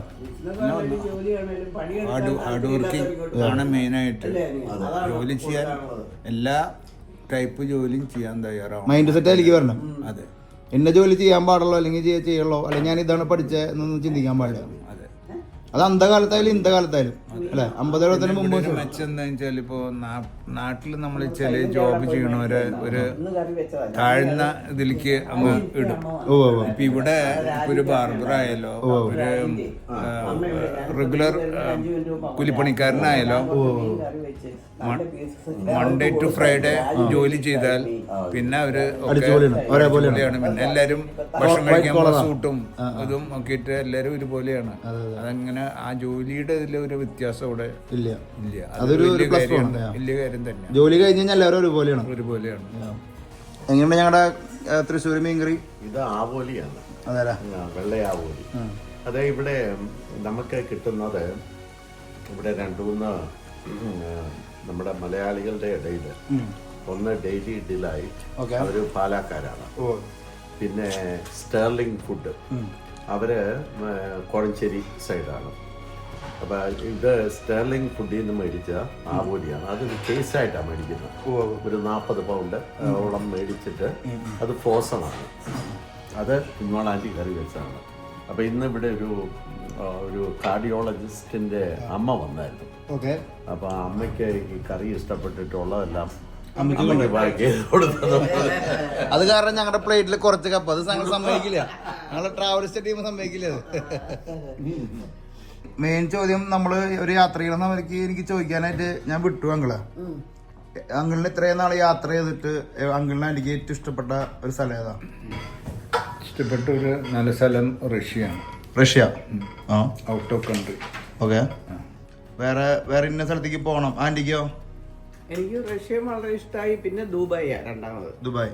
ഓക്കെ. ഇനി ഇന്ന സ്ഥലത്തേക്ക് പോകണം. ഇനി അടുത്തൊരു വെക്കേഷനിൽ എനിക്ക് ഇന്ന സ്ഥലം കണ്ടാ കൊള്ളാന്നുണ്ട്. എനിക്ക് ലക്ഷദ്വീപ് കണ്ടാ കൊള്ളാവുന്നുണ്ട്. ലക്ഷദ്വീപ്, ഓക്കെ. പിന്നെ എനിക്ക് കാണാൻ പറ്റിയ എനിക്കൊരു സ്ഥലം കാണേണ്ടത് ഈ Amazon rain forest. Welcome to green book expedition. എനിക്ക് അതിന്റെ പണിയാ. ഓക്കെ. അങ്ങനെ കാണണമെന്ന് ആഗ്രഹമുള്ള സ്ഥലം? അല്ല, ആമസോണ് എനിക്കും താല്പര്യമാണ്. ലക്ഷദ്വീപ് അത്ര വലിയ താല്പര്യമില്ല. ഇത് നമ്മള് കരീബിനൊക്കെ കണ്ട കാരണം. അല്ല, എന്നാലും നമ്മുടെ തൊട്ട് കിടക്കുന്ന ഒരു സ്ഥലമല്ലേ. അതെ, ഒരുപാട് കേൾക്കുകയും ചെയ്തിട്ടുണ്ടോ? ഒന്ന് കാണുക, എല്ലാം കണ്ടിരിക്കണമല്ലോ. അതെ, ഒന്ന് എക്സ്പീരിയൻസ് ചെയ്യാം. ഒരു സ്ഥലം നമ്മൾ വില കുറച്ച് കാണാൻ പാടില്ല. അത് എനിക്ക് നല്ലൊരു പോയിന്റ് ആയിട്ട് തോന്നി. ഞാനും സത്യം പറഞ്ഞ ലക്ഷദ്വീപ് പോയിട്ടില്ല. എനിക്ക് പോകണമെന്നൊരു ആഗ്രഹമുണ്ട്. സംഭവം നമ്മൾ കരീബിയൻ ഐലൻഡ്സും മാലദ്വീപ്സും അതൊക്കെ കണ്ടിട്ടുണ്ടെങ്കിലും നമ്മുടെ സ്വന്തം കേരളത്തിന് ഇന്ത്യയുടെ ഒരു ലക്ഷദ്വീപ് കാണണ്ടേ? മാലദ്വീപ്സിനെ കഴിഞ്ഞ നല്ലതായിരിക്കും ഈ ലക്ഷദ്വീപ് എന്ന് എനിക്ക് തോന്നുന്നത്. മാലദ്വീപ്സിൽ തന്നെ ഒന്നുമില്ല, വെറും വെള്ളം. പിന്നെയുള്ള ഒരു സ്ഥലം എനിക്ക് സിലോൺ കണ്ടാ കൊള്ളാം. സിലോണും നല്ലതാ, എനിക്കും ഇഷ്ടമുണ്ടൊന്ന് കാണാൻ. അടിപൊളി. അപ്പൊ നമ്മള് ദിലീപങ്ങളുടെയും കുഞ്ഞോളാന്റിയുടെയും ജീവിതത്തിലൂടെ ഒരു ഓട്ട പ്രദർശനമായിരുന്നു. ദിലീപങ്ങൾ സത്യം പറഞ്ഞാല് ഒരു യൂണിവേഴ്സിറ്റിയാണ്. അത് എത്ര പഠിച്ചാലും തീരാൻ പറ്റാത്ത രീതിയിലുള്ള ക്യാമറ ഓഫ് ആയിട്ട് സംസാരിക്കുമ്പോൾ കൂടുതൽ അതെ ബുക്കുകളുടെ ഒരു കലവറയാണ്. കുഞ്ഞോളാന്റി ഒരു ഓട്ടോണമസ് കോളേജാണ്. അതായത് Changanassery SP college, assumption college എന്നൊക്കെ പറഞ്ഞ പോലെ. ഇവരെ വലിയൊരു സന്തോഷം എന്താണെന്ന് ചോദിച്ചു കഴിഞ്ഞാല് ഇവരുടെ 50ാം വാർഷികം പരസ്പരം ഇവര് സഹിക്കാൻ തുടങ്ങിയിട്ട്, അല്ലെ സ്നേഹിക്കാൻ തുടങ്ങിയിട്ട്, അതാണ് ആദ്യം വന്ന സഹിക്കാന്ന് പറഞ്ഞത്. ദുഃഖത്തിലും ആരോഗ്യത്തിലും സമ്പത്തിലും ദാരിദ്ര്യത്തിലും എല്ലാം ഒരു മനസ്സായിട്ട് ജീവിക്കാൻ തുടങ്ങിയിട്ട് 50 വർഷം തികയാണ്. അപ്പൊ നമ്മള് ഒരു ചെറിയ പ്രോഗ്രാം ഇന്ന് സംഘടിപ്പിക്കുന്നുണ്ട്. അപ്പൊ തീർച്ചയായിട്ടും സാധനം വരണം. നമ്മൾ അടിച്ചു പൊളിക്കുക. അൺലിമിറ്റഡ് 50 കൊല്ലമായിട്ട് ജീവിച്ചു, നിങ്ങൾ ഒരുമിച്ച് ജീവിച്ചു. എന്താണ് തോന്നുന്നത് 50 കൊല്ലത്തെ എക്സ്പീരിയൻസിൽ ഒറ്റ വാക്കിൽ പറയുകയാണെങ്കിൽ? 50 വർഷം ജീവിക്കണമെന്നില്ല, പക്ഷെ ജീവിച്ചിരിക്കുന്നിടത്തോളം ആരോഗ്യത്തോടെ ഇരിക്കണം. സോഫാർ വളരെ ഹാപ്പി ആയിട്ടിരിക്കുന്നു. ഇനിയും മുന്നോട്ടേക്ക് സമാധാനത്തിലും സന്തോഷത്തിലും മുന്നോട്ട് പോകണം എന്നുള്ള, ആരോഗ്യത്തിലും. കുഞ്ഞോളാന്റിയുടെ മനസ്സിലുള്ള ഞാൻ പറയാം, ഈ മനോഹര തീരത്തു തരുമോ ഇനിയൊരു ജന്മം കൂടി, നിങ്ങൾക്കിനിയൊരു ജന്മം കൂടി. കൺഗ്രാജുലേഷൻ. Thank you. സമയം കുറച്ച് സമയം തന്നതിൽ സന്തോഷം. എന്തായാലും നമുക്ക് ആഘോഷത്തിൽ കാണാം.